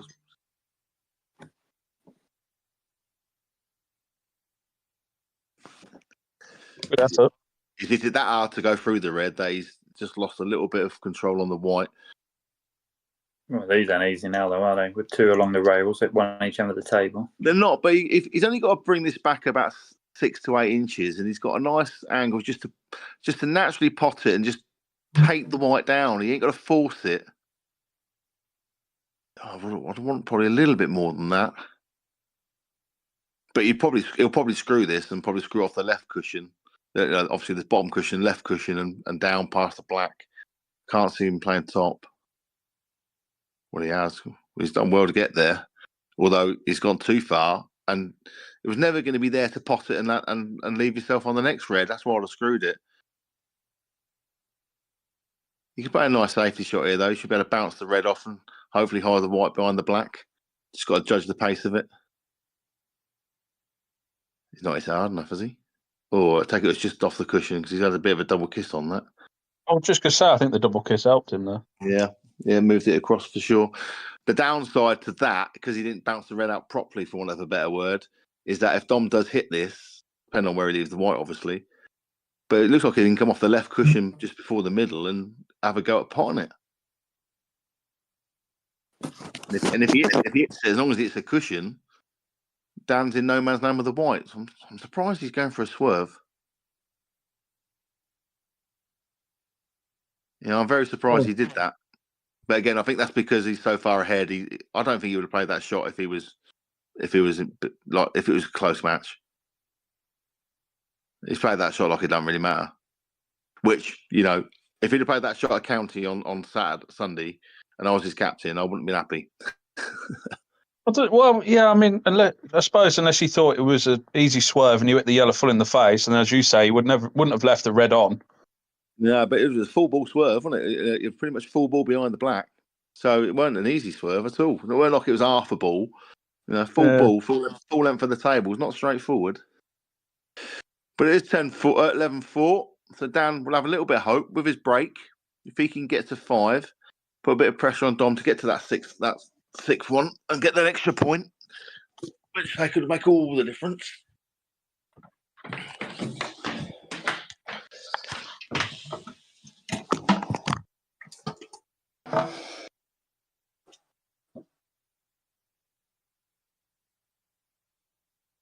Got a ball.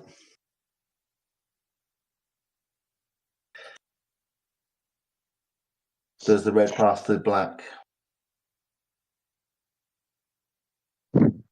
Or does he go for yellows? Tough start. Yeah. It's probably nice, yeah. Is he on that yellow down the top right now? I think he is, yeah. Well, if he's on that, he'll take that. Yeah. I feel if he gets there, so I expect him to clear up. Yeah, these are gone now. These should definitely be gone. Well, these are.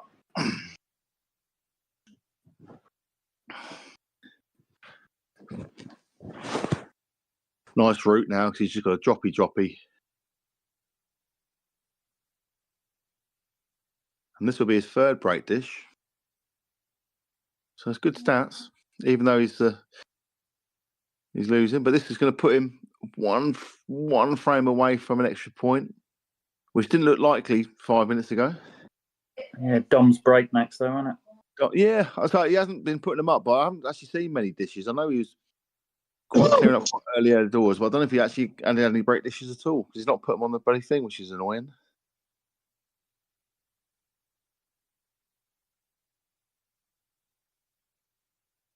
Should have a little bonus pot for whoever's the most dishes across the season. Yeah, if they did it properly, we would. Unfortunately, some people, I won't say that people lie, but they could put the odd one up, which I don't see all the games, so there's no real checking. I'm not saying they would cheat. They're not for a second saying that they'll cheat.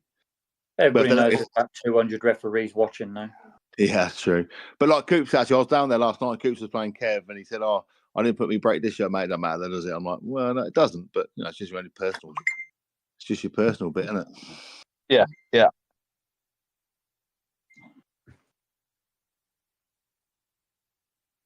I could actually add it on to him now because I know what frame it was. I'm actually going to put. He did put one on because he had one there and he did one down here. I think it was that frame there. I'm actually going to add it on to him now anyway. It's the beauty of this app. I can actually change it.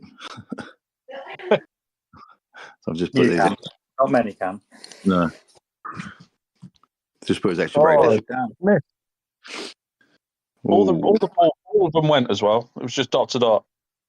Sorry, was he on? I think he was trying to force his way across this one on the right side. But so he's on reds though, yeah. So he's got himself on reds. That's not too bad then. Not left Dom an easy starter. He's obviously got this yellow on this right cushion that doesn't go. Oh wait, doubles, but in fact it doesn't double at the moment. Well, it sort of doubles to the bottom left as we look, but that's about it.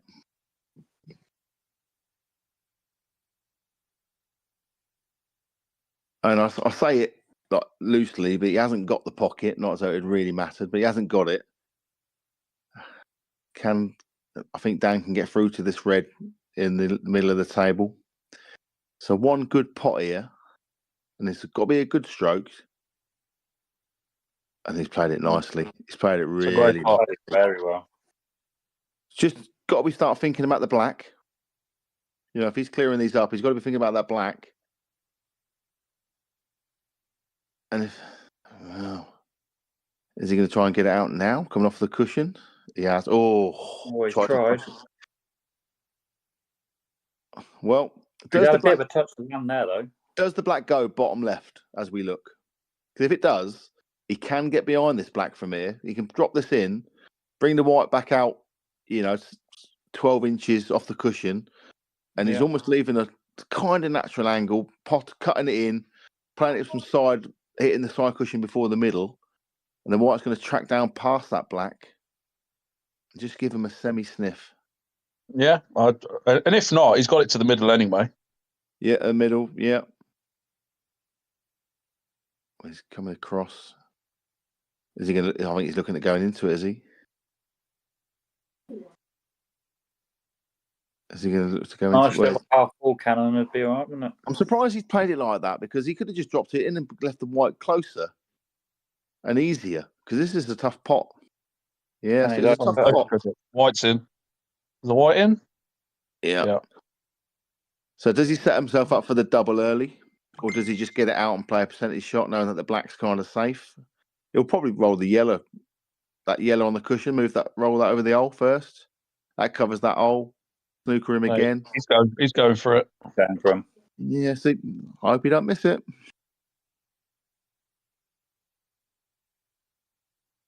He's not going to miss it. Nah, it was the right shot. It's because especially with the black where it wasn't in any danger, was he? I'm not sure whether he's expecting it. Don't know. So he's got to be a little bit careful here.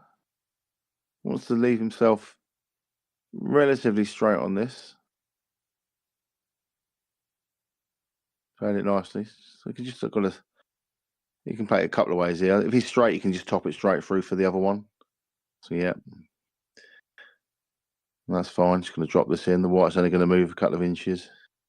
Oh, he's brought it back. Okay, that's fine. That's all she wrote. Yeah, Dan's missed it. Well, not missed a trick because he didn't have a lot of chance there, but he's unlucky just to fall one short of the one frame. I think it was maybe some shot selections that's cost him because he's either ditched or he's losing the frame because it's more than one visit. So I think there could be some tactical going on there.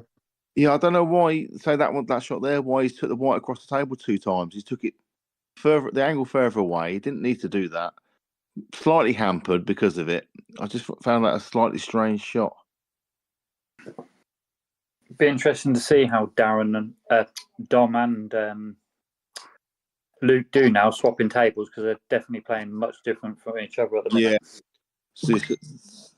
Yes, right. So because the heat of the table is about twice as much when we checked in. It's about 15 degrees and 30 degrees. So it's a big playing difference. 30 degrees is probably warmer than what it is after it's been ironed, isn't it? Yeah, definitely. I checked that. I managed to get it only to 18 degrees with an iron. Oh, is it really? Wow. Yeah. That just shows you then, doesn't it? Yeah. And obviously, you also iron the table. It runs faster after it's been ironed. So, yeah, playing 30 degrees constant, 29 degrees, 30 degrees constant, that ball's going to just keep travelling all the time. Mm-hmm. So we're setting up Dom and Darren now. I think we're going to watch Dom and Darren because we're going to abuse Darren a little bit. That's what the public want. So Dom was pretty good there. He obviously weren't as fluent as Luke, but he was pretty fluent, and obviously Chizzy just didn't get going at all. So let's see if he's gone upstairs and had a portion of chicken bites, and sorted his head out. Because he weren't quite at the races in that first game at all, was he?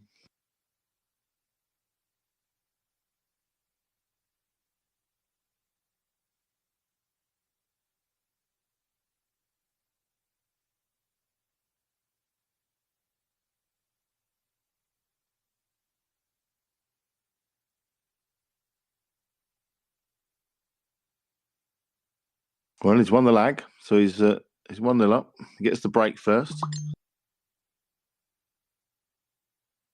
I suppose the way he's feeling, he's probably thinking he don't care for braking. No, that's right. But you need to, because as we discussed earlier, the brake's so big, so he's got to either tweak his brake, maybe hit it slightly differently, but it's maybe a bit not as hard. Maybe just him try a side brake. I'll throw a side brake in now and then if it's not quite working. Because there's nothing more frustrating than hitting them hard, them coming out and nothing going in. So you think, stuff that. I'm not going to keep leaving you dollies. So chuck in a side brake, and if I get one, then I can carry on. If not, then more often than not, my side brakes, quite a few balls go safe. So but it gives me a chance to get into the frame. Yeah. That's one of the things I hate with cut brakes, that they can all just go to the cushion. Yeah, they'll have a brake. Honestly, I had a session up there a few weeks ago with Stuart Brown, and he saw I was cut braking all the time, and I must have had about 8 brake dishes, and he was watching it, and he was like, "Wow, what's going on here?" And he started doing it, and then he had about 8 or 9 as well. It was the most ridiculous session ever. All cut braking. It was absolutely crazy. If they split, he's done. Oh, I was going to say, if they split well, I find that you can get a lot of dolly frames. Yeah. But when it breaks bad, they're all safe.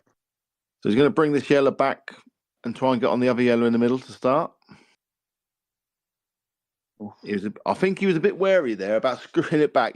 Because when you know more than anyone, mate, about when you get a bounce out, it gets in your head. And I think he's underscrewed that because he didn't want to overscrew it and it bounced out.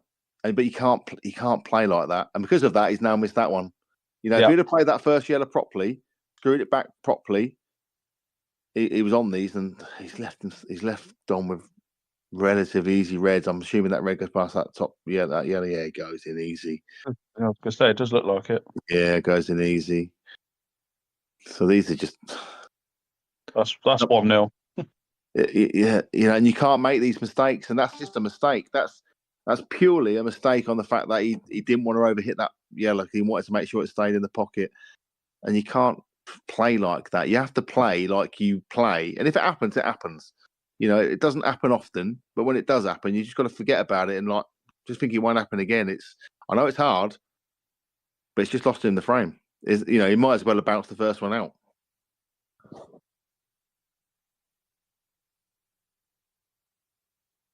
These look like just rollers, really. Ain't got to do nothing with the white. Ain't got nothing to move out the way. Just got to... He wants to land relatively straight on this red so he can top it through to land on this red. That's sort of near the cushion. I mean, it's not on the cushion, but it's sort of near the cushion. Just so he can just be right behind it. Oh, he's going to go onto it now.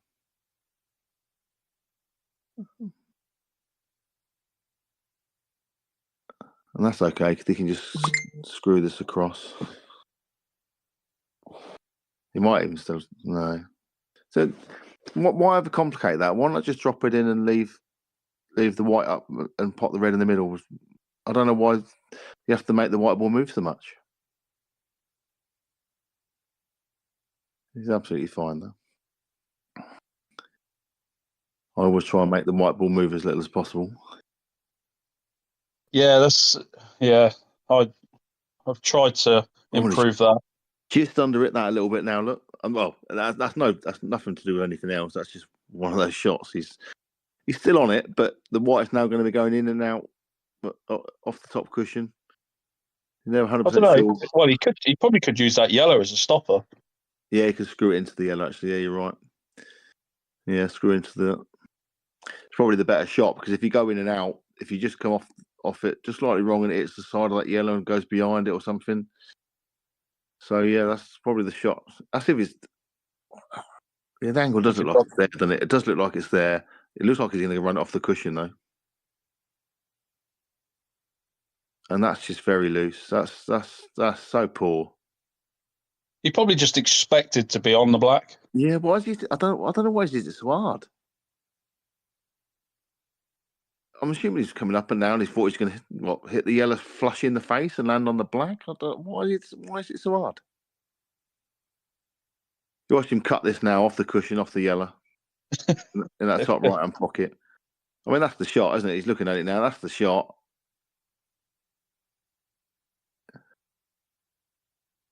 is playing as a big pocket, really.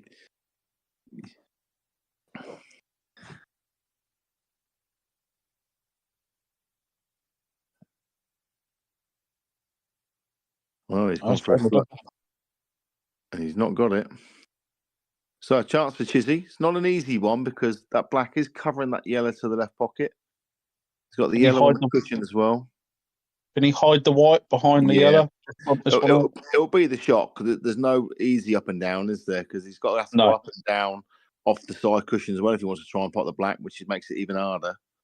So yeah, this is the shot. Just dropping it in behind there. It's a good shot. Yeah. In a way, it's the same as what we were talking about with the shot with Dan a minute ago.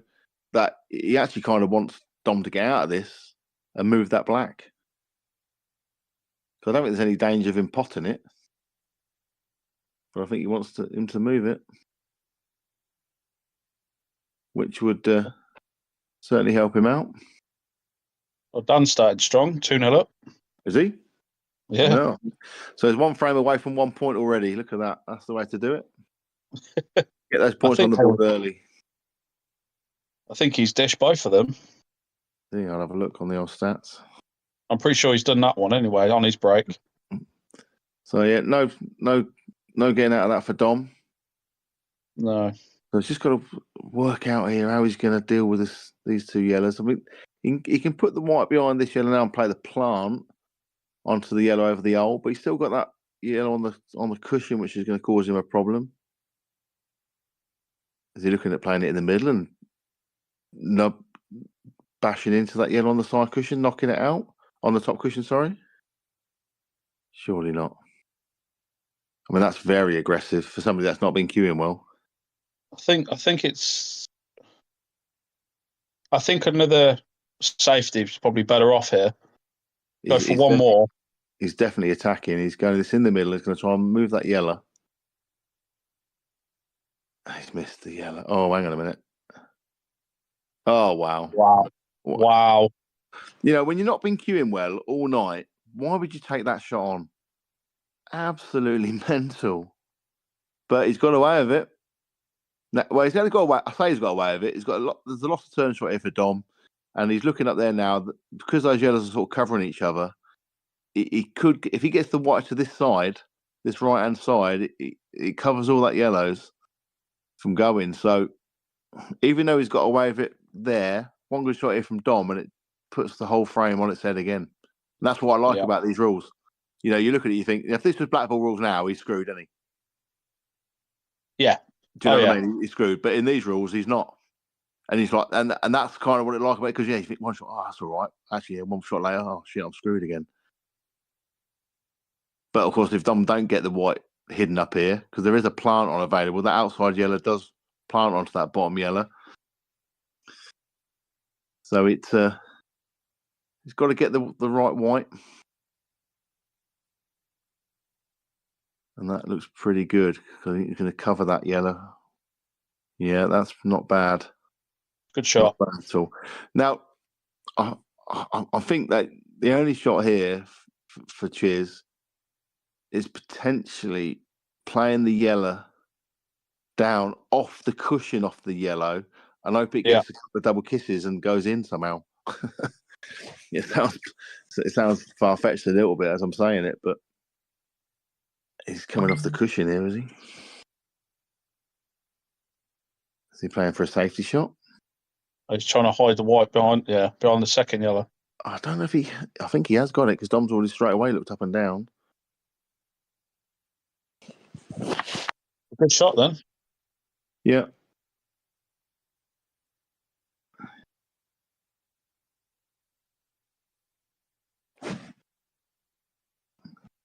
Dan's not looking too bad here he's just missed the yellow. Just as I spoke, he's missed the yellow. It looks like a good line. Oh, stop it. It's a good pot. I mean, I think the shot I was looking for Chizzy was a bit outrageous, to be fair. So the shot he played was a decent shot. You know, you get them or you don't. All right, let's have a look.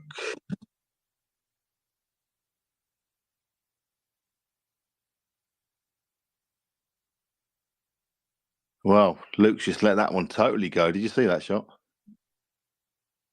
Cool. No, I missed that. Replying to a message.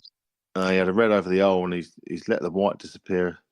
He's missed the shot. He missed it straight away, but he's got it over the hole. Oh yeah, I've just seen that. Yeah, it's just come up. Bit behind.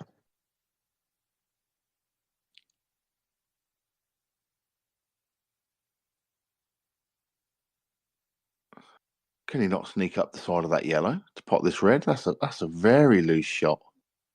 Did he even look? Well, he's not potted it. I think Gilbert thought he was just going to pot that because he got down quick on that. Yeah. Well, to me, I thought he was going to win all. It looked like as soon as Dan played the shot, I thought, well, surely he can get that white past that yellow, can't he? One big shot here. If he pots it, that's a great pot. What a pot that is. That is fantastic queuing. Needs another good pot here because he wants to get that white down there. And he's played a great shot again. That's a fantastic shot. And that's going to be 1 point in the bag. What a funny game this is. He's playing so nonchalantly, though, isn't he? Yeah. And that is his game. He's free flowing, potting balls, no real safety shots. It's, in one sense, it's good to watch. How bizarre is that? I'm just looking at another scoreline. There was a cup game tonight. Clive Howes played Richie Matthews, and he's beaten 10-9 in the cup. And now they're playing their league game, so they didn't do a double header. And Richie's 8-1 up. What? Honestly, Clive beats him 10-9 in the cup, and now he's 8-1 down in the league. Crazy. Does the score card show for the cup that they were frame for frame, or did someone take a lead and they got pulled back? It will. I think you will. Yeah, you can see it. Yeah, I've just looked at the Dan Morgan score. It was a reverse dish and a break dish first 2 frames. Yeah. Chisby's got to get straight back on the horse here, though. Look, it's going to be a very quick reverse dish. Black just goes in the middle, no problem at all. That's going to be 1-1. Let's have a look. See if I can find it. In progress. So 10-9. 2-0 Richie, 2-2, 5-2 Richie, 5-all, 6-5 Richie, 7-6. Yeah, it was nip and tuck, really. I mean, a 3-frame lead. Richie, it was 9. It was 9-7 to Clive. Richie won the last 1-2 to make it 9-all. And then Clive won the winner, won the decider. So, I wonder if tiredness is kicking in. Yeah, well do for Clive, yeah, for sure. 8-1. Cool. 8-1. That's what I mean. I don't like doing double headers for a couple of reasons, really. A bit like that one for Chizzy there. If you've just got spanked 12-1 and not played well, and then you're saying, that's right, yeah, now you got to play Dom Cooney. Oh, thanks very much. I wouldn't do it. I don't. It's just be like the worst night ever, wouldn't it? Yeah, and it sometimes, and it depends as well how much energy you're using in the first match as well. Regardless of the result. Certainly Luke didn't use a lot, did he? and Chizzy used even less the amount of shots he had. Dan's just gone 4-0. I think that might have been another break dish, And Richie's just gone 9-1 up on Clive. Yeah, it was another break dish. So Dan started off reverse dish, break dish, frame, break dish. Pretty impressive. So if it continues, Luke has potted a ball. He'll be having a little look. Somebody gone toilet here, have they?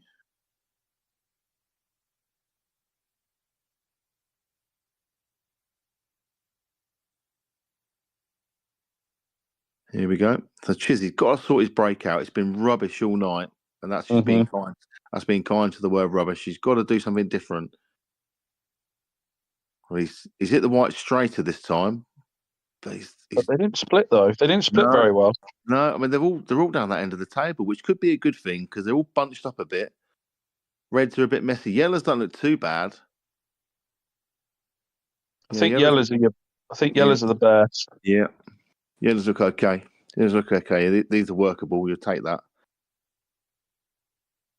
Knowing that, of course, as long as you pot the first yellows that you're on them, knowing that if you do break down, these reds are not straightforward because of those two reds that are to the top left. Yeah.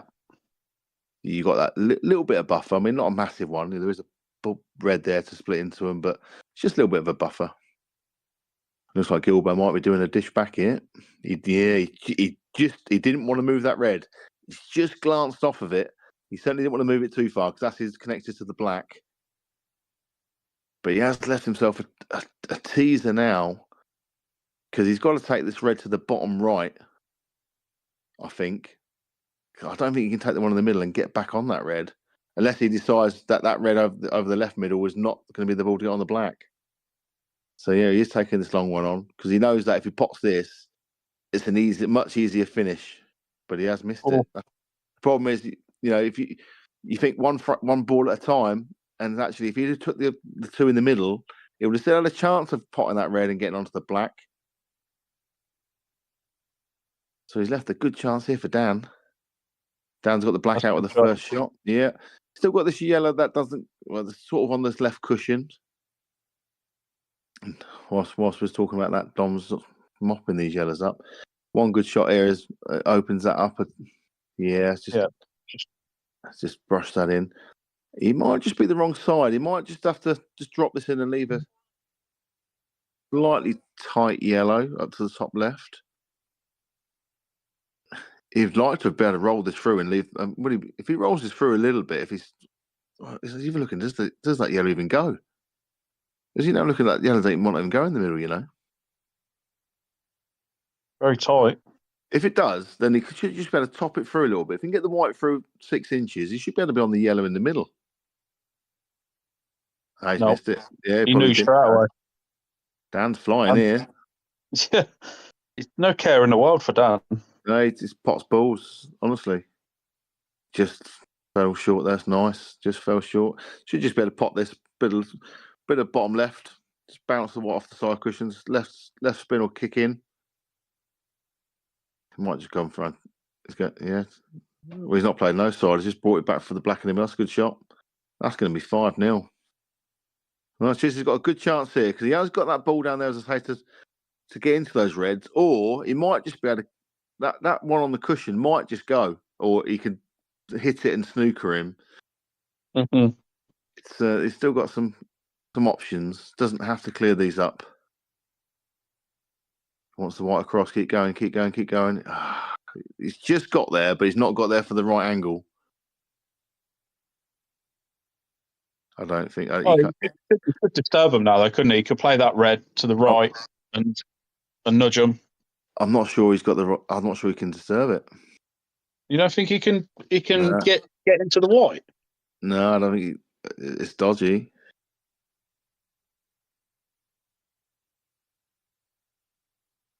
Wow, it was a lot thinner. I think it's thinner than you think. Yeah. It's probably a good shot there though, because he's on this red. I think that red goes top right. No, he don't. He's looking at it in the middle. Sure. Dan's down and clearing these balls up again. One good shot here. The whites. If he just plays them right hand side on this red, playing off the side cushion, he should be on this red on this top. He could be clearing these up as well. Well, he's potted it in the middle, but he's not got the split. I don't know if he was playing the split, but he's not got it. I think the shot before that I thought was thicker, I think he tried to use the side to kill the white, and that's why it's ran too far. I think he knew it wasn't going to pass the black. So he's not. Got an angle.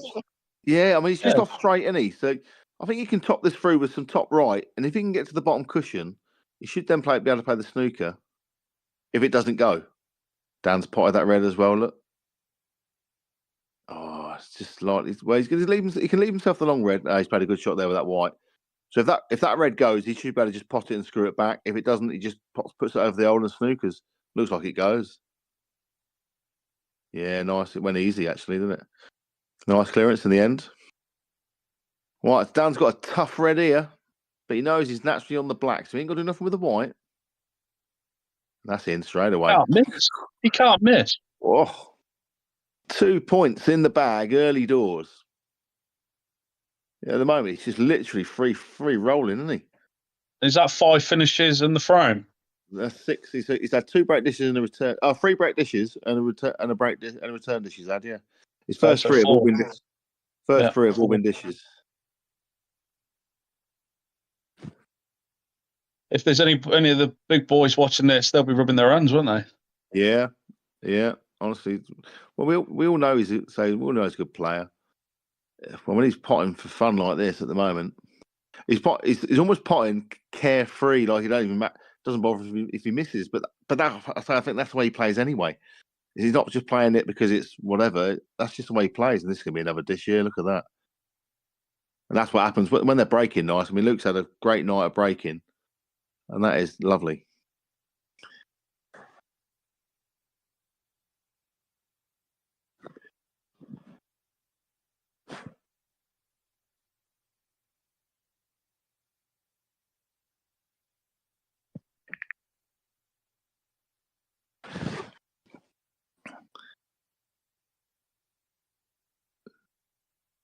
Ew, has he just travelled too far? I think he has. No, he's all right. He's all right. So yeah, he's all right. Dom's looking a bit perplexed. Dom's played a poor shot there. I think he's stuck to the red. What colour is he on? Is he on reds or is he on yellows? I think he's on. I think he's on reds. 2, 4. Yeah, I'm pretty sure he just potted a red.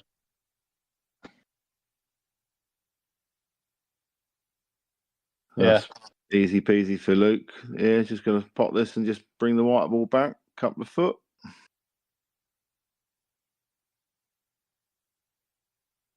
It's a bit shorter than what he would have liked. He didn't quite go through that, did he? So you know, do you just still drop do you drop this in and take the black in the middle, or do you try and stun it into the yellow? Take it just drop it through for the middle. I think because the yellows were a big target there, so I think that just it makes your mind up quicker. Yeah.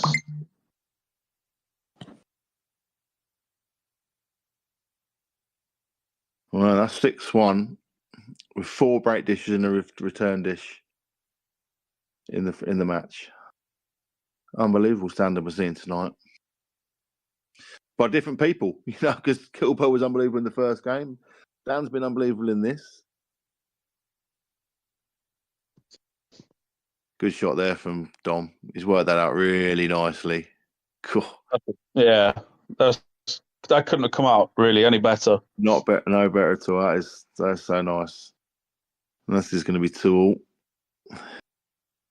So Dan, who's potted the ball? He creamed that break. Absolutely smashed it. Does that yellow go in the middle? What's next to the red?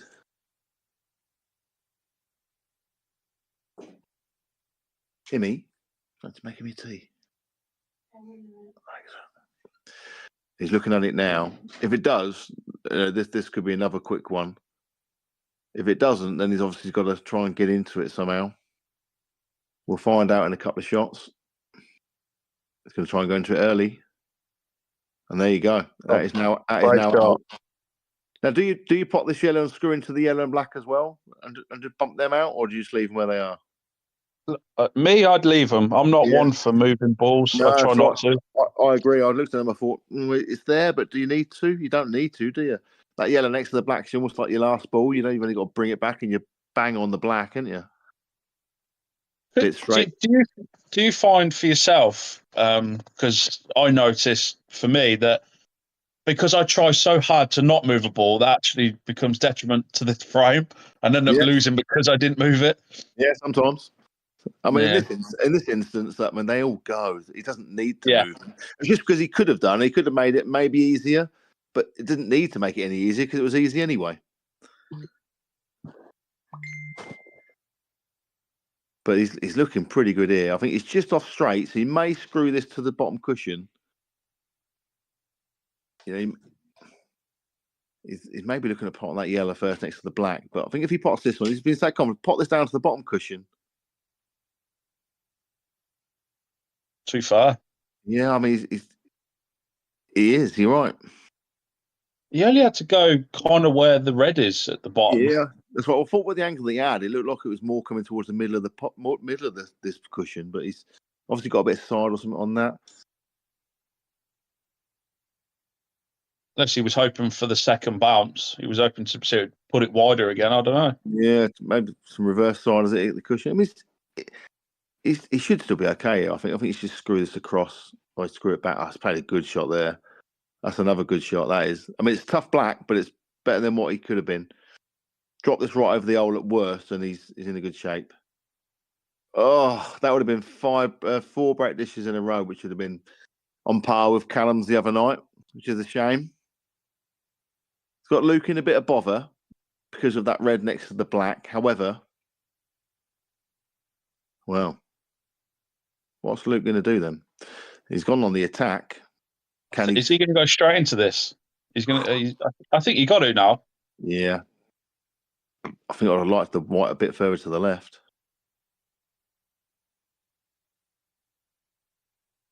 Yeah, I don't think because of that red there. I thought if he was going to do that, I thought he should have took that other red first and then played the shot. Could have hit it harder. Really got into it and got under it. Hot in the middle now and go straight into it. Yeah, I think you got to. Roll on a little bit of luck where it comes out. I mean, he should be on this red down here, but he's got it relatively hard. Yeah.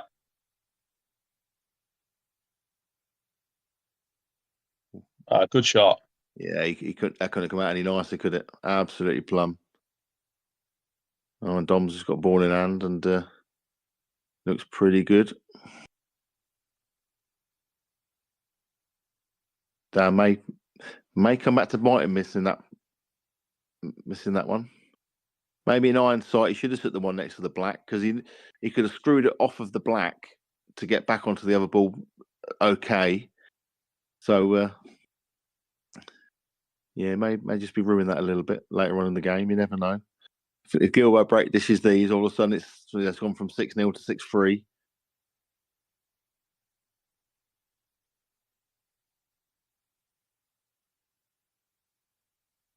Where's the white for the Dom? No, he's okay. He's fine. He was worried. Just slightly worried there when he hit it.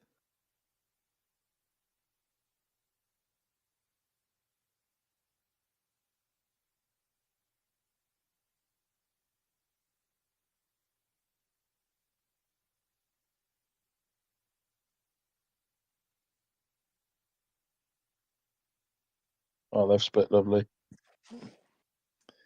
Oh, they've clustered back up there, but it's not too bad, actually. Yeah, it's not bad.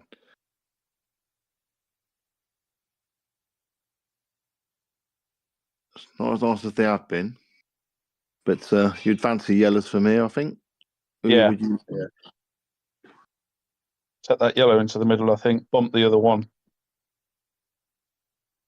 I mean, you could take a risk. I know it's not the easiest shot, but you could then play the red instead, and I'm pretty sure the white would go into that cluster of balls. But I don't think that's the right shot. I think yellows is the correct colour. Yeah. The thing with reds, as you say there, you're relying on moving the balls and landing on a ball. Where at this moment in time, these yellows, you've only got to bump one ball. I think first of all, you play this yellow to make sure you're on yellows.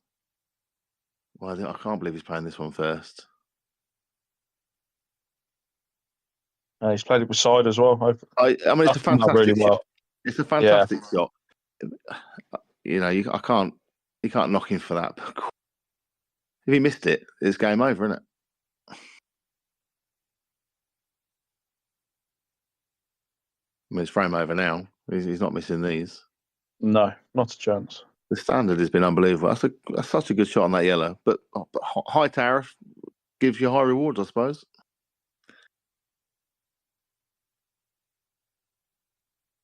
Chizzy's got a good chance here on these yellows. I think Dom must have dry broke again. Tale of two tables, really. I think Luke dished for fun over onto table 23. Oh, he's missed that yellow. Oh, wow. He's missed it. But honestly, I mean, if he fell out of a tree, he'd fall on his feet, wouldn't he? That's unbelievable. So Dan's got, at least Dan's back at the table. That's point number one. So be happy with that. That's a good shot. Split him out. That's come out lovely. But of course, he's got to somehow get into that black, which is not easy.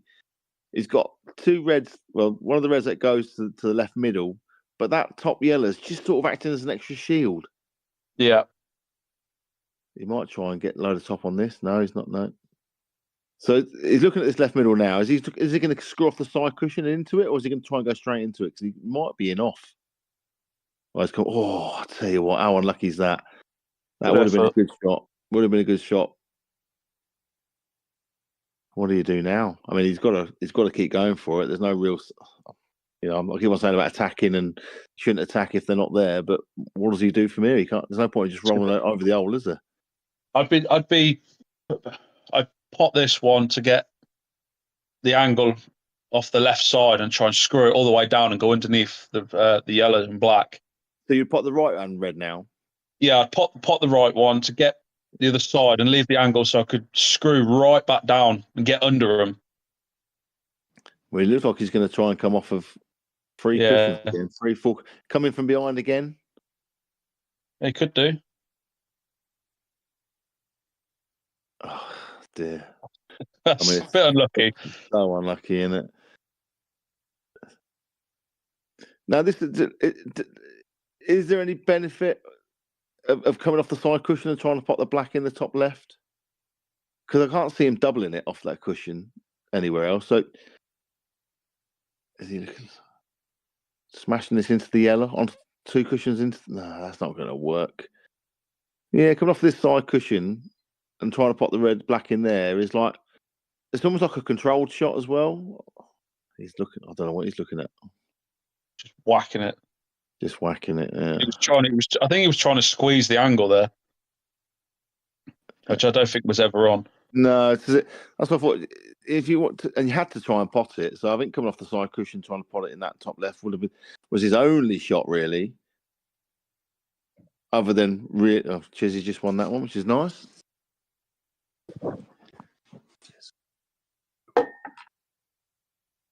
Daughter's just bought me a lovely cup of tea. Thank you very much. So Luke's going to get this one back in the bag after he should have had it a couple of minutes ago.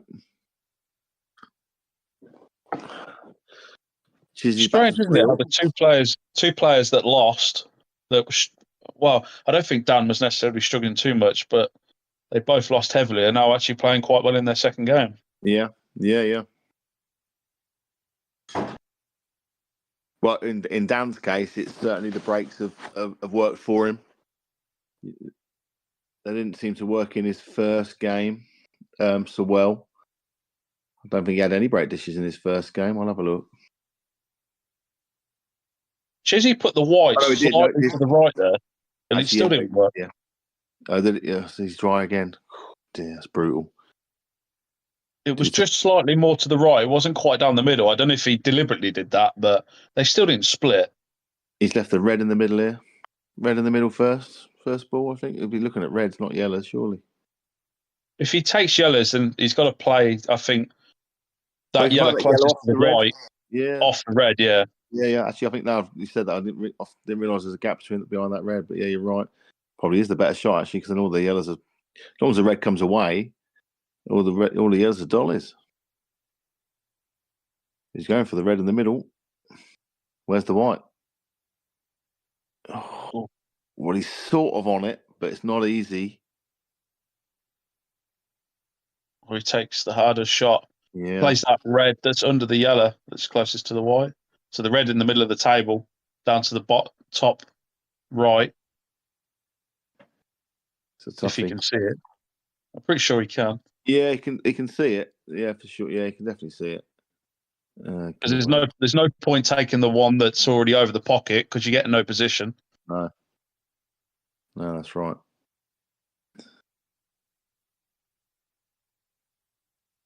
Oh, actually, to be fair, I'm just looking at it. Dan actually had 3 break dishes and a dish, didn't he, against Dom? So 4 of his 5 frames were dishes and break dishes. So yeah, when his breaks worked, it's worked. So he's had 6 break dishes so far tonight.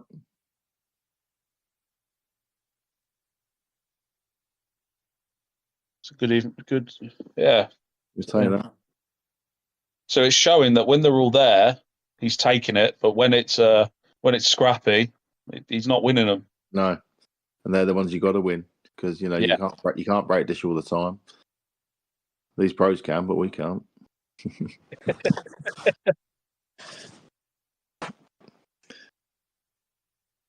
So Dom's back in amongst the balls. Is he just going to brush this off of that yellow? He's played a double kiss. Did he play the double kiss? Is he on that red in the middle? What's he going to do with the red under the black? These all look like they were dollies a minute ago. Now all of a sudden they're not.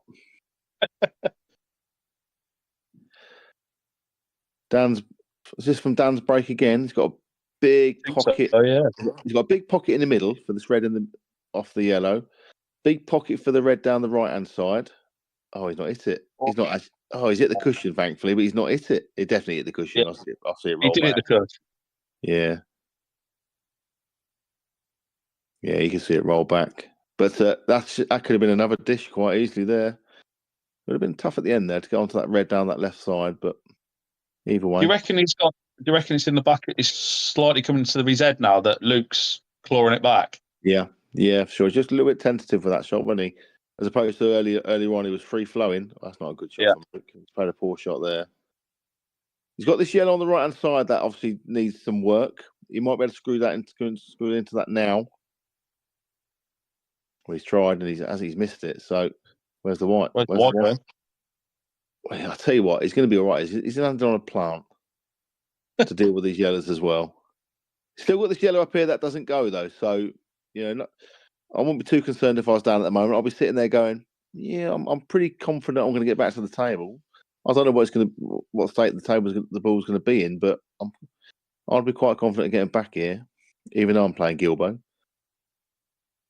See, isn't that amazing that your combo a shot that you don't want to, and then when you do want to, it don't happen. Yeah, he's hit that so flush. It's something true, that isn't it? Got a relatively big pocket in the middle to try and move the white, but where do you move it to? Well, I was just thinking, I'm pretty sure if the white being that end of the table, doesn't that yellow then double into this bottom left? Yeah, it does pass the red. It does go, yeah. Oh, he's doing going like that. Oh wow! Well, he's put his hand up to apologise. It's just because there's one thing potting that pot on the yellow, but knocking that red out so that the yellow now goes. And there was me sitting there saying I was quite confident about getting back to the table. Unbelievable, isn't it? Eh? What's the clearance? And Dom's good double from Dom as well. Dom's just up with the red as well. What's going on? This is what we wanted from the old pros. We wanted this. We want this standard. We want to improve and play these boys. So, it's beautiful to watch them just potting from anywhere. Unbelievable, really. And he's potted that in here. That's going to be 4-3 Dom. Right. Well, they're racking. I'll be back in a second. All right, pal.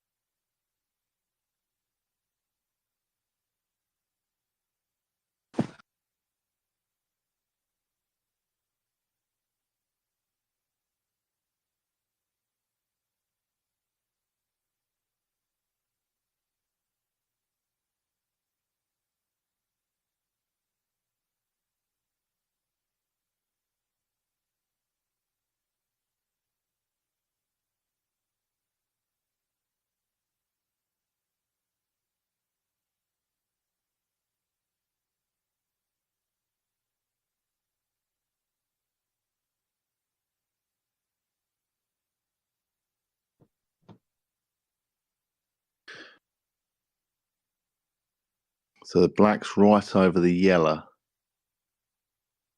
So it means it doesn't mean they have to go yellows because obviously doesn't have to worry about that too much.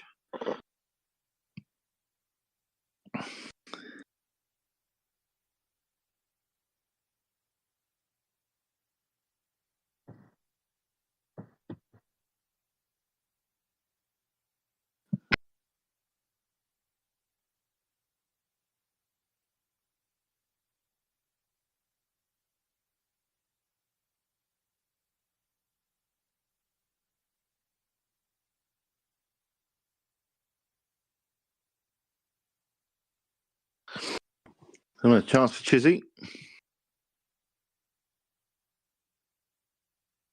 Don't want the white on the cushion. It's fine. It's just landed short, which is fine.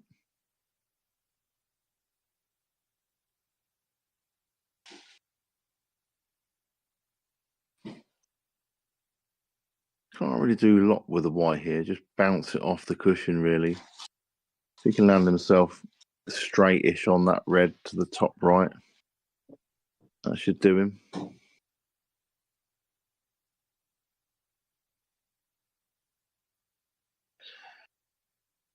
And that'll do.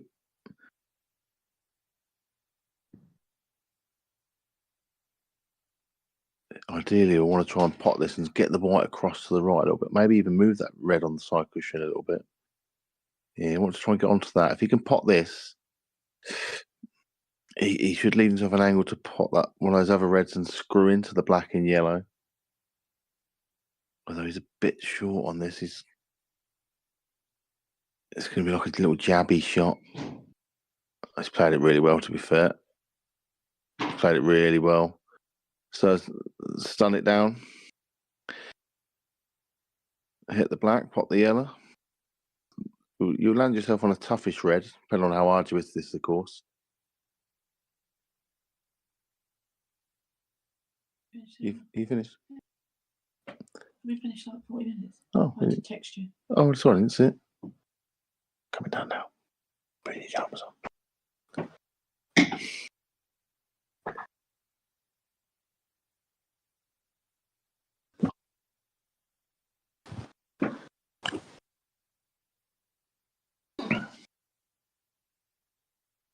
He's just weighing up what he's going to do here, but he's got to just concentrate on the pot. He's going to naturally be on the red to cut it.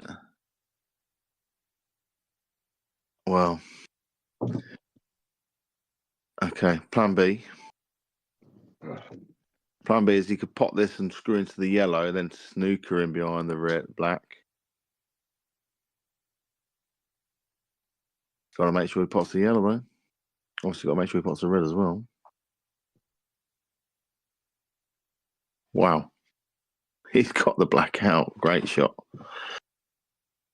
Well, that's a great shot. That is going to be 4-all. And that is where I leave you guys, because I've got to go.